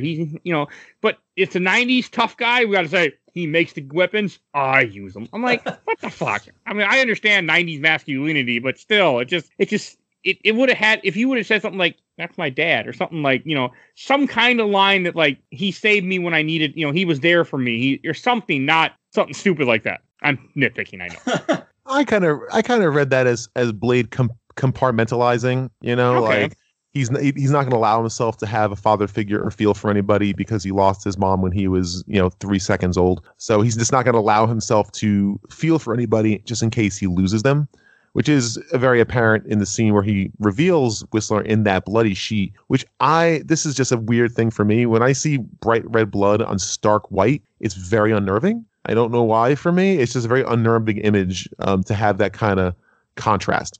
And then he, of course, is just brutalized. And Blade, takes a little gauze and like starts cleaning him up a little bit. I have what this are you too. doing?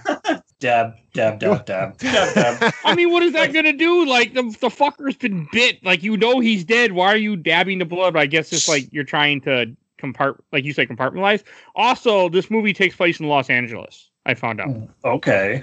At least that's where the rave club. The rave club was Los Angeles. All right. So the location, but okay. All right. I'm reading Wikipedia. That's right. So he just kind of dabs. This is the filmmaker's trying to show that there's a father figure here, but he's just trying to block him emotionally and not really care. Because he even says when Whistler goes, "Gotta finish me off," and then Blade's like, No, we'll treat your wounds. And I'm like, You're gonna treat that? You looked at her little pinpricks and said, "You're done. You're done, doctor. You got a day max. You see that gouge in his jugular? We can fix that. We got some band-aids." But it's like that's the first little crack in him to realize. But then he hands him the gun and walks away like a good samurai, and very methodically and ritualistically hands him that pistol and pop off camera because sequel's got a sequel. Yeah, that's the one that got me. I'm like, he's in the sequel. I could have swore. I was looking at IMDb and I'm like, how is he in Blade 2 then? But yeah, I like he hands him the gun. It's a payoff to a line that Whistler says to Karen. He's like, "You should buy yourself a gun, and if you feel a thirst and no amount of liquid will satiate, just take that gun and put it upside your head," or something like that. So it's basically him taking his own advice. Okay. And also he keeps a shotgun in the light. Did you notice that when the vampires first appear and he reaches up to the light fixture and pulls a shotgun? Oh yeah, out? I did catch that. That seems like a bad idea. I mean, it makes sense if they have weapons everywhere in case something ever happens, because they are prepared for this in a way. And one thing that we forgot to mention earlier that's kind of not important, but I like the fact that they brought it in the movie. There's a part where they're stealing people, like they're stealing the cop's watch, and he makes a comment about being fake, and he's like, "How do you think we finance this operation?" And I like that they steal other people's stuff and sell it so they can get by. Like, it makes sense. I forgot about that line. She's like, "Oh, you're gonna rob him now? You're gonna rob me too?" Oh, that's what it was. Yeah, but I like that. I had no problem with that. It felt good. And we get the meditation scene. Right? Yeah, this is weird. Again, this is the whole samurai thing, mysticism, and he cuts off the bottom of some flowers very dramatically. Very dramatically. I remember it's referenced. It's referenced like 3 times before this happens, as if because the camera lingers on these flowers at least 2 times in this movie, and they never really explain why. Like, they never explain it at all. So the only thing I could figure is it's supposed to show how sharp his blade is, but like, okay, we kind of got that when he's cutting people up with it. Yeah, right. I don't know. This makes no sense whatsoever, and this is kind of like his emotional gear up for the final assault, I guess. And it's weird. It's just kind of fillery scene. I wonder if things were just cut. Just cut for time, or the plant was cut. Whatever. That happens a lot in movies, though, where they cut stuff out. You have no roots. Okay, Mr. Snipes, we got the meditation scene all filmed up. I want to cut a plant. What? You cut the plant. I'm not a fan of botany.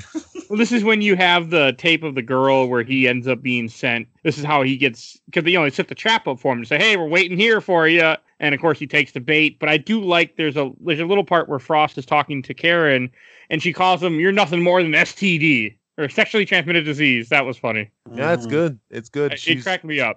She spends a lot of time with her head tilted, like in this, aggressive kind of like, way when she's talking in general. She just spends a lot of time with her head tilted. But 1998.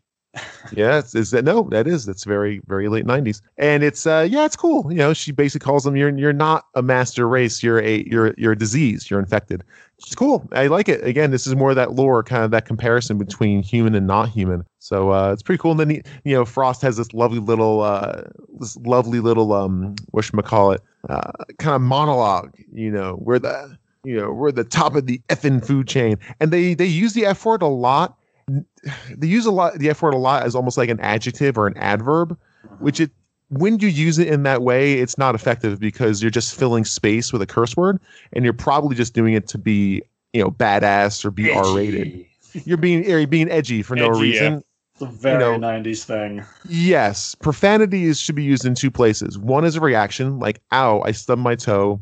Screw this effing chair," or as a insult, like, F you, right? But it's always a violent verbal reaction to something, right? No one chooses that word unless you're filling space and you don't really know what else to fill it with. So you just throw that in there because it's cool and edgy in late 90s. So yeah, it was very offsetting. Every time they curse in this movie, it's very out of place. Again, very of its time. That's what edgy was back in that era. But it's pretty cool. Again, it's showing again his single-minded approach and thought process. Karen's come a long way since the beginning of the movie, where she's just a frightened person to this whole new world. And now here she is sitting at the table with a couple of vampires, and she's just so nonchalant. It's like devil may care attitude. It's like not perturbed at all. Yeah, she's fine. Call him an STD and stuff. Like, you probably. I like that. That abused me a lot more than it should have, but it did. And I do like how he had the bike that, like, you have them wait in the building and the bike just crashes through the window when he shows up. Yeah, I enjoyed that.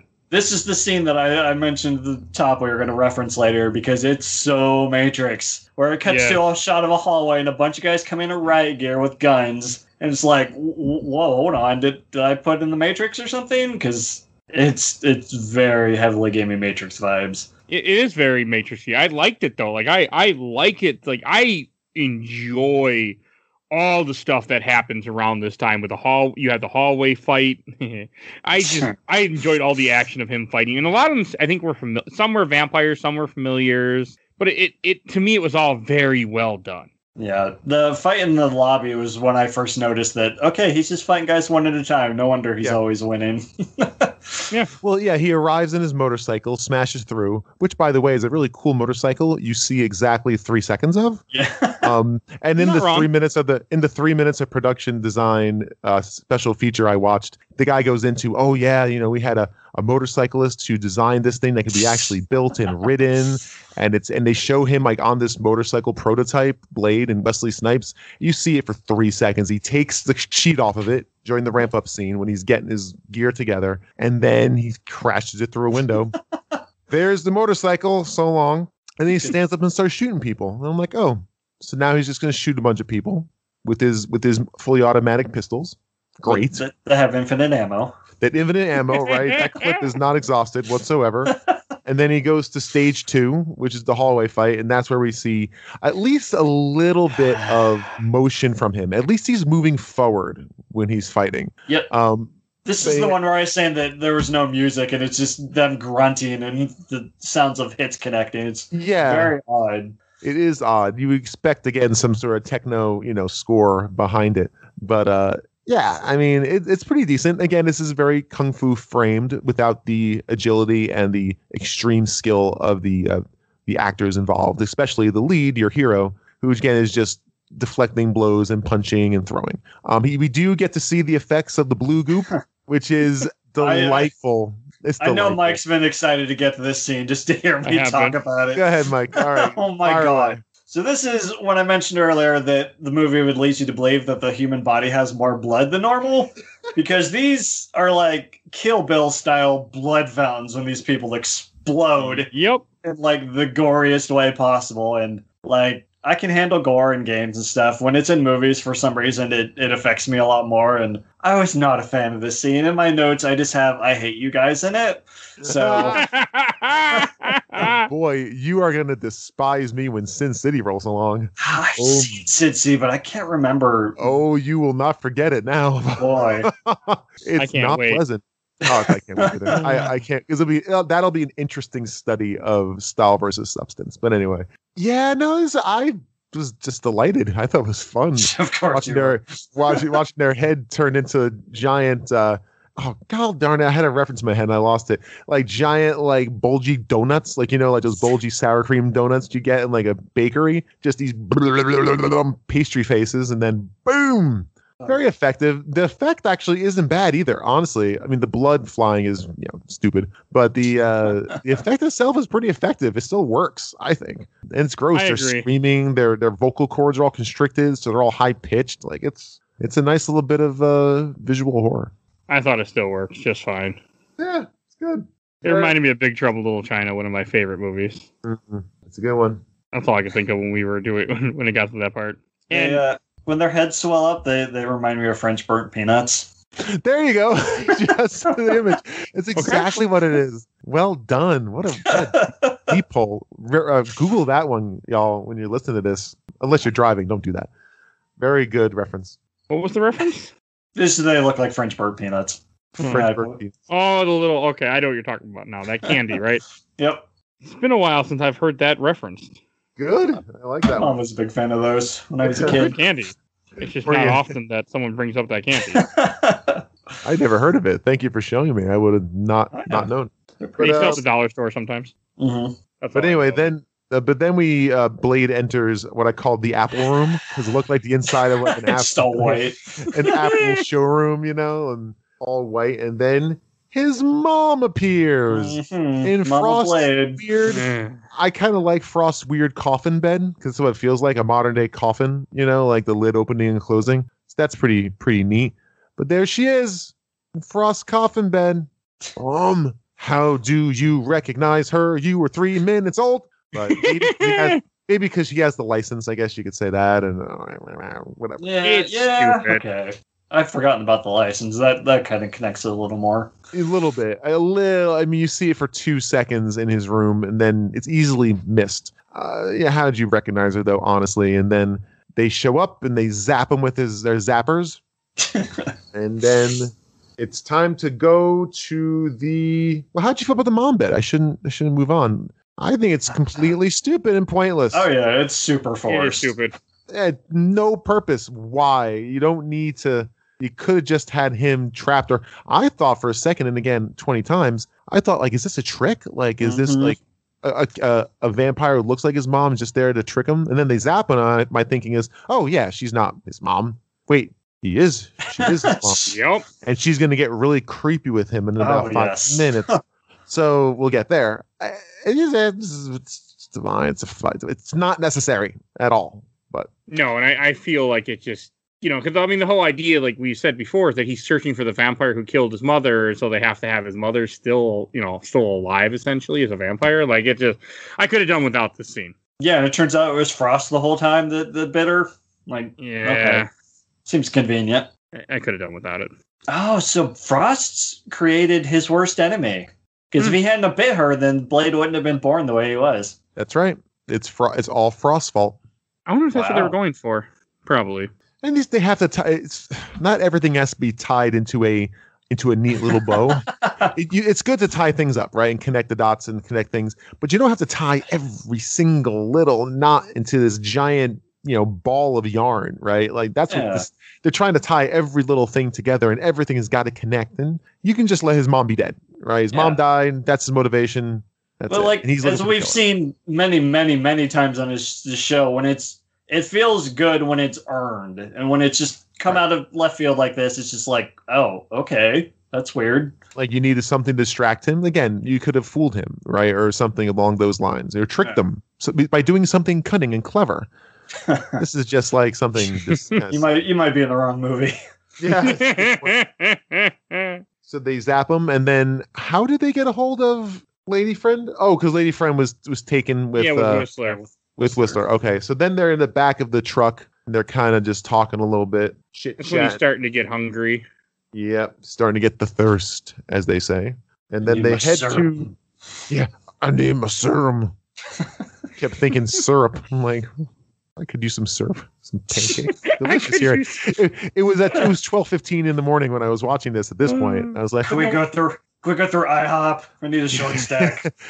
Don't forget, they stunned the hell out of him right before when they do take him. Like, they just beat the shit. And I think it was Arkham Asylum because they had those same sunrods. Yes. Yep. The electro batons. Yeah. And this is after you get to the temple, which is like the whole movie's been leading up to. And I kept texting Mike. He's like, "Am I almost done with this?" I'm like, "Are you in the temple yet?" No. I'm like, "You're not almost done. Then you're not almost done." Even when I got there, he's like, "You still got about 15, 20 minutes." I'm like, "Oh my god." Yeah. There's a scene that is like when they have Blade. He's already starting to kind of get all weird because he needs his serum. He hasn't fed, and they're like, "Oh, the hunger and this and that." And then they grab the blue serum, which is not serum, and he's like, "Oh, your precious serum." And he's like, "Yeah, why don't you try it?" It was very good. I like that. And when they throw it, because like, you don't need this anymore, and they throw it, and I'm like, it should break. I'm like, I know it doesn't break, because I know the end of this movie, but I'm like, it should have been broken, but it got caught somewhere. Like it got caught in the crack of a wall after being thrown from probably 100 feet in the air. Yeah. In the Temple of Eternal Night. If that's not a video game level, I don't know what is. That is some video game ass level naming. It's even got an elevator, so like it's straight out of a beat 'em up. Yeah, it really has an elevator. Evidently, they retrofitted this with this ancient temple. Has all this crazy like metal basins and technology. And I guess Frost has been retrofitting this for just this purpose. So I guess. I don't know. It's strange. And this is when you have the girl, Karen is thrown into a pit, and they talk about how if a vampire doesn't feed, he'll become like a zombie. Yeah, like a zombie. And like the way her ex-boyfriend kind of plays this part is interesting because he's like, "Hello, Karen. I haven't seen you in a while. Maybe we can get back together." And his voice, it's different. Like the actor is trying to do something, and his voice kind of sounds like the weirdness that I was trying to pull off just now, where it's like, "Karen, there's something wrong here, Karen." Like it's just it because again, it's supposed to show him going insane. Yeah, and I didn't mind. I like how she kills him with a bone. Or does she kill him with a bone? No, he doesn't die. He doesn't die.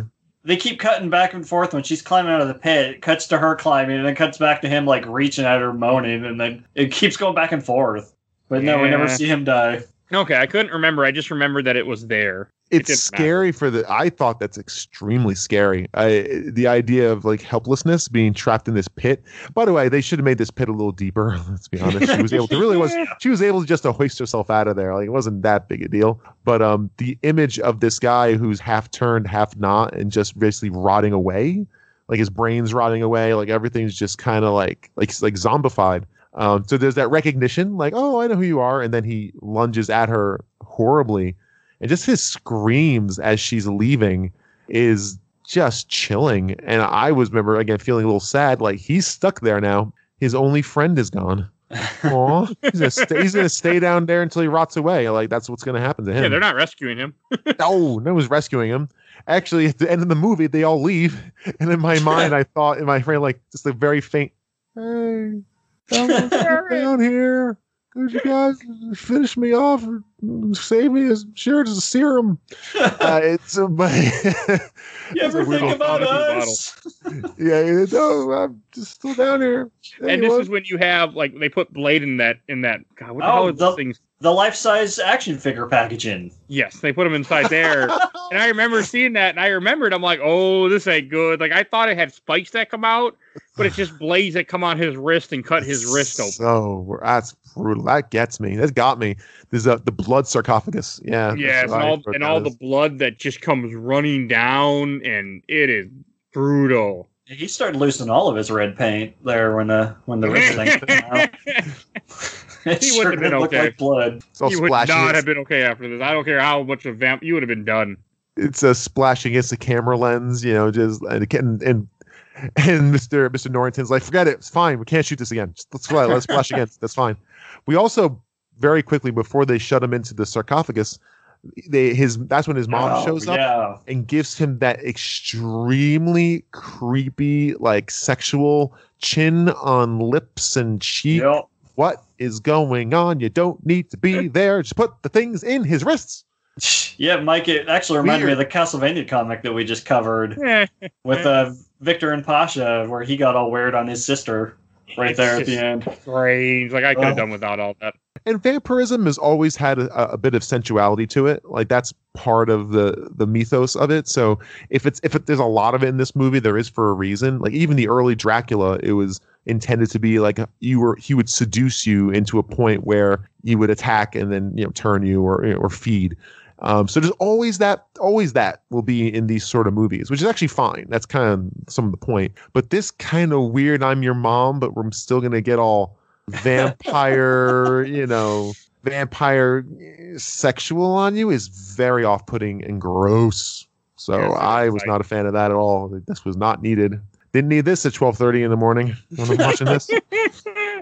And you have a very small scene where she's, I think we already kind of maybe briefed on it, where Karen's climbing out. But there's also a scene that I wrote down in my notes just because it has importance. You have the crazy white girl vampire, and she grabs the sword and throws the sword into the wall, which seems like no purpose at all. Like, yep, that way he can grab his sword for later. Yeah, so I wanted to bring this up too, because she kills one of the council vampires. But, like, don't they need all of them to make this thing work? That's what I thought, too. That's what I thought, too. Okay. I almost, and I know how this movie ends. Obviously, I know the whole plan works, not works. But my thought was, like, you just ruined it. Like, almost expect Deacon to go, what the hell? You just killed one of the 12. I'm doomed. I can't do this anymore. Thanks. But nope. Let's see. Evidently, there's 13. They only needed 12 of the 13. They brought an extra just in case. They brought a baker's dozen of vampire council members. Just in case one doesn't turn out right. Exactly. Someone's like, "Oh, you were lying about being a pureblood. All right, well, we're gonna throw you down to Curtis in the basement there." Yeah, it's just, it seemed weird. Like, I was really curious. Like, how do you kill him? And you need him, but I just, like you said, an extra guy. You always need an extra. And then you have because it's Karen that ends up coming up there and taking Blade out of that container, and then by him feeding on her, he's able to get his power back, so he's able to.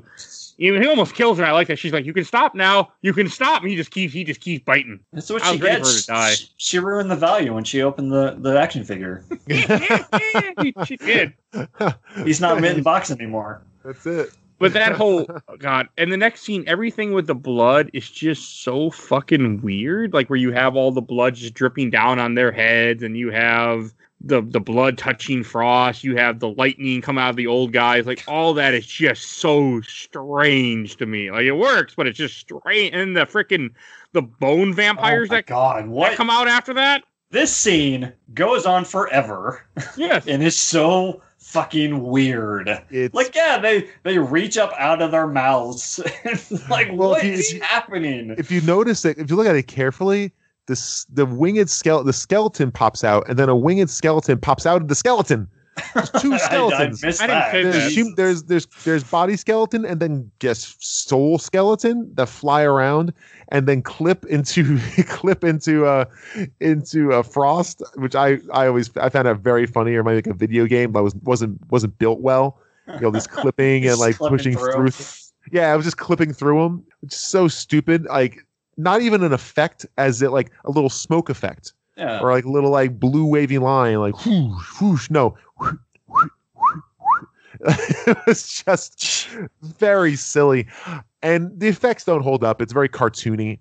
But I think in the space of the movie, I actually didn't mind it. I remember this being one of the things people really harp on. And for me, I was just, okay, this is just cartoony nonsense. And the CG at the time would have been super cool. What comes up is not cool. Very bad. And I gotta see if I can find it, because there's even a worse thing that was going to be in the movie if it was finished. So let's go ahead and move on to Blood God. Is this right before this, you have Blade kills his mother.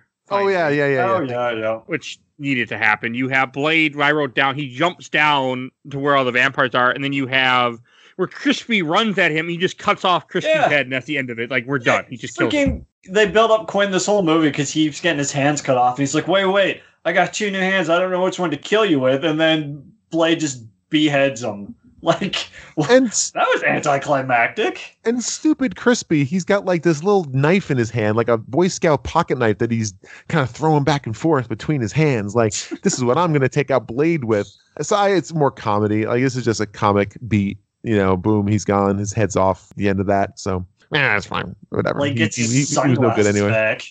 He gets his sunglasses back and has his big hero pose and does his samurai thing with his sword. You know, yeah. I did enjoy the martial arts fight that you have around this part. Like I enjoy, because he doesn't have all his weapons yet. He just got his sunglasses, but I enjoyed the action. Like I always like martial arts fights, and I enjoyed this fight a lot, even though it's kind of stupid still.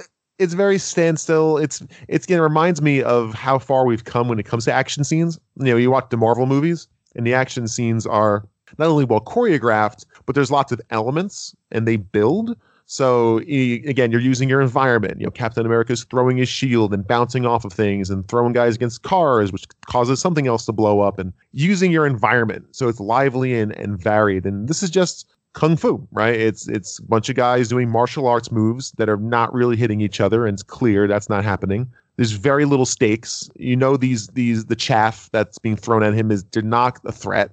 So it's just cool to watch some martial arts. And I agree with you, Mike. I think it's cool to see it, but as far as a capstone to your action movie, it's very of its time. That's kind of what it was. The Matrix is a bunch. That's all the Matrix is too. It's just hand-to-hand combats. There's some gunplay, but nothing. It's a kung fu movie. That's what they were inspired by. You know, martial arts movies. So it's of its time. Till you get to the third one, then it's just Dragon Ball Z. Yes, and I think it's just ridiculous and silly. With mechs and everything else. Third one is bad, but the first two are really good. Mm-hmm. Well, the first one's really good. I watched all three not too long ago. Two's got moments. Yeah, and three's bad. The first is a classic. Three's bad. And this is when you also have Karen finally kills that fucking white vampire that's been annoying me throughout this entire movie. She sprays her with the garlic stuff, but she sprays her in the mouth so it kills her somehow, which I... It was like, okay. Well, yeah. I mean, that's fine. She pops her head, you get a little bit, and that's great. Cool. Yep. We've been desensitized to that at this point. And then during this time, you have that Frost ends up becoming the blood god because they did the ritual. Blade gets back his sword, but I enjoyed the sword fight where Frost comes down, he has the sword, they start fighting each other. And I love that part when he slices Frost in half, and you have the terrible CGI, the blood, like, pulls them back together, and you can see Wesley Snipes. He doesn't say it, but you can see his mouth say, "What the fuck?" Yeah. But there's no word. You can just read his mouth. It's great. in my notes I just have it as "this is the stupidest shit." Like it's oh my god. Like you said, yeah, he cuts him in half and his torso goes flying through the air and the blood just mends it back together. Like, hey, it was cool in 1998, buddy. It was awesome. And when I saw this the first time, I thought it was amazing the first time I saw it. In 2020, I was like, okay, this is really dumb. But no, it wasn't good in 98 either. I remember not being like, okay. I mean, it's really shabbily done. It's very shabby CGI. It doesn't look good. It's not integrated into the scene. It's cartoony, which again, you can sometimes squint your eyes on. You squint your eyes a little bit when it comes to these kind of movies, but boy, you know, you could have spent an extra week and a half on that and made it decent, or just not a blob of liquid jello, you know, like just blorping. Like, did all of his organs get replaced with blood? Like, there's no, like, his entire intestinal tract is just gone. He's the blood god. He's the blood god, but I mean, he's still a person, clearly. I think this also gets his hand cut off and it rematerializes with blood hand. Like, and cut off hand. Yeah, I love the way that they kill him is by the serum thing, the little, explodey blood. He hits him with all of them. He just throws them all into him as fast as he can, and that's what finally kills him. I like that. I like the way he just blows up. We get the Chekhov payoff for the hilt blade too, because he throws the sword hilt first into the rock where the serum stuff is trapped, and it expands and is enough to break the rock loose. You also have two moments earlier in this movie with the hilt where one vampire stupid has the blade and gets his hand cut off and then gets murdered, and then another one where Frost picks it up and then hits the button and turns it off. He puts the safety on. Yeah, he clicks it on. Yeah, you have it a couple times and people know what it is. Yeah. No, they establish it pretty well. It's cool. It's fine. Again, devicey. We gotta get this thing over with, and how else are you gonna beat him? Except the hemoglobin thing, whatever, the coagulate, whatever she called it. Yeah. So yeah, and the final one, of course, he kicks into his forehead. With Very the stylish. stupidest one-liner I think I've ever heard in an action movie, which Mike opened the show with. This is one of the worst. Why do some motherfuckers always gotta ice skate uphill? What does that mean, Blade? I don't know, but I wrote it down the moment he said it. Of course, so everyone did.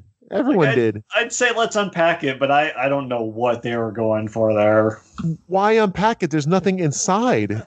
There's no meat inside that line. It's just it makes no sense. Like it doesn't. I can't even put that into context. Like, why do some motherfuckers have to ice skate up? Why? Who would do that? How's ice go uphill? What are you talking about? It's not a mountain.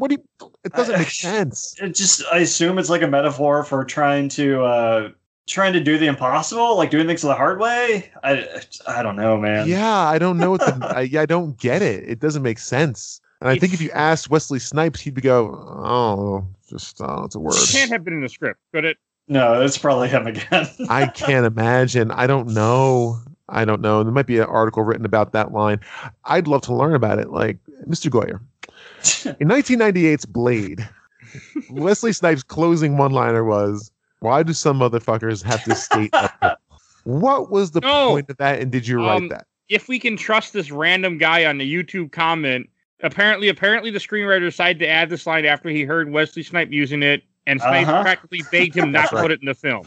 Yes, you're right. Wow. That is exactly right. Yes, you're right. That's in the special features. Yes, that is a correct statement from random guy on YouTube. This line was put in the movie because Wesley Snipes said it randomly one day, and David S. Goyer overheard it, thought it was cool. Wesley thought it was too stupid to end the action scene on. Goyer was having none of it. Oh my God! Wow! So this joke I've been doing pays off. All right, the writer of the Dark Knight trilogy, the most celebrated superhero trilogy in the history of film, picked that one to close the movie with.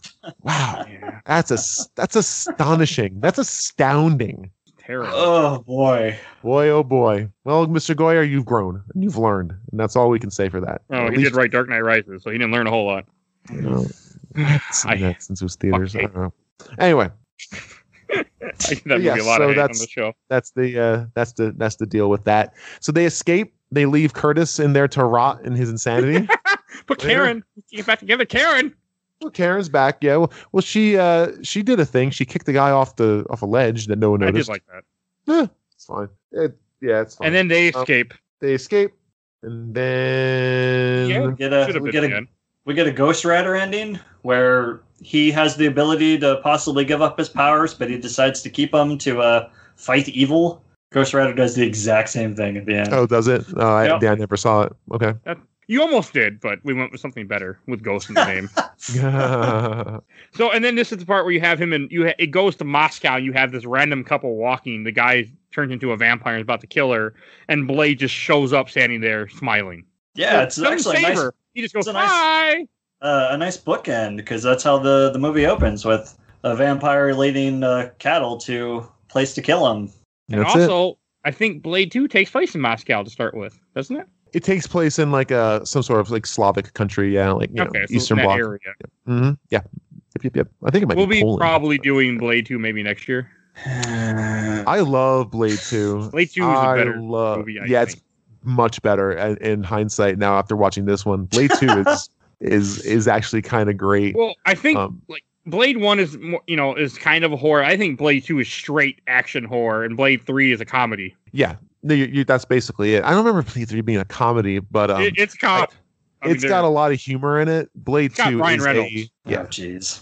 Blade 2 is. I like Blade Trinity a lot. No. Blade 2. I own it, but I don't remember liking it too much. Blade 2 is a straight up horror movie. Yeah, we will definitely. There is grotesque moments in that. Oh, Jesus. And it's directed by the wonderful Guillermo del Toro. Oh, God. Mike might not be with us next year. I might not be with you on that one. It's great, and he hates that movie. Not to get too off topic, because we're going to do our shelf and box, but Guillermo del Toro, the commentary track of the DVD, I guess Blu-ray too, of Guillermo del Toro talking about all the things he hates about that movie and laughing hysterically for 2 hours is the greatest commentary track in the history of DVDs. Wow. It is wonderful. He talks about all the CGI that doesn't work. He's like, "Oh, I hate this fucking scene. It's a piece of shit. Oh, this is like garbage." And he's just so gleefully. It was clearly just a project for hire, and he wanted to make it as disgusting as humanly possible, and he does. And just his sense of style and pacing and atmosphere, it's great. I love Blade 2, actually, even though it's incredibly stupid. But it's a good time, much better time than this. So, all right, Mr. Mike, any other thoughts before we shelf it or box it? Nah, just shelf or box. All right, and I think we should start with the most positive we can. Oh God, Mike, why don't you go first? So, no surprise that this is not only going in the box, this is going into the box that I'm going to set by the curb and wait for the garbage pickup. Like, I have no interest in ever seeing this movie again. Like, it could have been good if it had been made 10, 15 years later, like alongside the MCU. Like you're going to get. Yeah, I think there's one coming out, right? There is. Yeah, there is. If it had a PG-13, which Disney would absolutely do now, PG-13 rating, so less blood and gore, less F-bombs, I kind of might have liked it, maybe. But if it succeeded in anything, it made me want to watch Underworld again, so there's that. But yeah, it's going in the box. I'll go next. I enjoyed this movie the first time I saw it. I enjoyed this movie when I watched it 2 years ago. I enjoyed it again. It's a fun movie. I think it's good. I think it's kind of darker than I remembered, but still fun. It's definitely going on the shelf, and I'll watch it again another 5 years from now when I'm editing or something. How about you, Bill? It's funny when we were talking about this leading up to this. I said I have a lot of heart for this movie, and I do. It's tied a lot to my past and like when I was first really getting into movies and that late '90s high school years, and so I have a lot of heart for it. This is not great, and this is going in the box. And it kind of breaks my heart a little bit that I have to put this in the box because I like how Michael's kind of said where the shelf is kind of for those top tiers. The shelf is the one you're going to look at and watch all the time. I don't have to ever see this movie again. I can now be officially done with my Blade experience. I've grown up. Blade 2. Still Blade 2. Blade 2, we'll see how that goes. But it's a perfectly fine example of what action movies were in the late 90s. Mm-hmm. It's a nice little, it's a little vault. Like it's a little treasure of what those movies were. Again, very martial arts focused, hand to hand, people standing and choreography, people jumping around, but not really doing anything. The CG in it is mixed bag. The art design, I think, on it is pretty good. Again, you have the horrendous blood god nonsense at the end, but what do you can do? If you have time in your hands, try to find the deleted ending, the ending that was scrapped when Frost actually turns into a giant ball of that goop that connects them together. Is that filmed? It was shot but not finished. So if you find it, it's on the DVD as a special feature. So it's unfinished pre-production. So it's not finished clearly. But it's on YouTube, by the way. So if you find that, and it should be on YouTube, watch that, and then you realize, okay, this could have been a lot worse. They did themselves a service by not finishing the big special effects ending of the 8-story blood god that he turns into. I'm watching it right now. You're right. Great. It's bad. Not good. Yeah, bad. Anyway, back to my shelf or box. This is again going in the box. I've done with this. I've kind of completed my Blade cycle. I feel like I have kind of delved the depths, and this doesn't need to appear. And that's where I'm at. Not what I expected. As much as I was gleefully laughing through this, I just don't need this anymore. And it's not that I want it almost like cheesy box where it's like I want to kind of preserve this. In a box, because again, it is a cool little artifact of what that world was or what state of movies were in the late 90s. Kind of like The Matrix. And while it's nowhere near as good as The Matrix, it's still fine. If it came on cable, I'd probably keep it on. I wouldn't flip off of it. But I don't need to seek this out. And it certainly doesn't need to be on any shelf of mine. So, box it goes. Marvel movies have come a long way since 1998. Oh, boy, have they. This was like the first one in theaters, right? I know there have been movies before. I don't think so. Was Captain America in theaters? Oh, God, no. I don't think this is the first one in theaters. This was the first one that was a big hit, though, because this was a huge hit. Yeah, because Fantastic Four never made it out, and then there was the David Hasselhoff Fury thing, but I think that was for TV. I don't know. I can't find. It's not helping me look very easy. Yeah, the MCU kind of makes it hard to search for Marvel movies anymore. Yeah, because anything I search is just those, and I don't want that. I want before that. But I know this is the first one that did good. That really made it blow up. Mm-hmm. Maybe you're right. Maybe this was the first because Fantastic Four didn't get released. You had the dumb Captain America movies. You had this actually. I think this was actually the first one that was in theaters then that really blew it up. Yeah, you're right. Jeez, and this was when Marvel was at their lowest point too. So they probably didn't care two ways about it. Yeah, they were just. There was the giant smash hit Howard the Duck. Was that before this? Yeah, that was in '86. That was '80s. Yeah. Oh god. Anyway, that movie is bad. That will not be on the show. I'm not. I would not go that far. No. We do terrible things in the show. So that'll be our first solo episode. Look forward to hearing Mike's thoughts on Howard the Duck. Mike talks to himself about Howard the Duck. Hey, there are no solo episodes on this show. At least not yet. All right. It might happen if I don't like Howard the Duck, so I don't think it's going to happen. All right. I think we should wrap up this episode. This went longer than I expected. This ran about exactly as I thought it would. There's a lot to talk about in this movie. Yeah, there's more than I thought. Especially in context. Yeah. So, anyway. All right. If you enjoyed this spooky episode, we have a bunch of other spooky episodes. We've been doing nothing but spooky episodes at the time that you're hearing this, so definitely check those all off from our Spooktober. We've been covering the MCU movies. We got all of Phase 1 out at this time for you to go listen to, so definitely check those out. Because they're fun. They're good. And if you enjoyed this episode, tell a friend, tell an enemy, tell anyone you know, tell someone on the street. It's a great way to help out the show is let people know that you listen to games my mom found. Get other people interested. It always helps us get new listeners and it helps us grow and do more eventually with the show. Because I have planned to do more eventually. Also, I want to give a shout out to our intro and outro, courtesy of Bobby, a.k.a. Mike Stoney, from ZP Bite the Bullet. Songs The Cool Kid Squad. So definitely check him out. There'll be a link in the show notes to him. And we also cover games majority of the time. We cover comics. We cover mini games too. So mini games being shorter episodes. Check all those out. We have tons of episodes for you to listen to. And follow us on Facebook, Instagram, Twitter, where I'm constantly posting new images of what's going on with the show and when all the new episodes go live. So yeah, I think that's everything I need to say. So we will see you guys next time. Bye, everybody. Bye. Bye.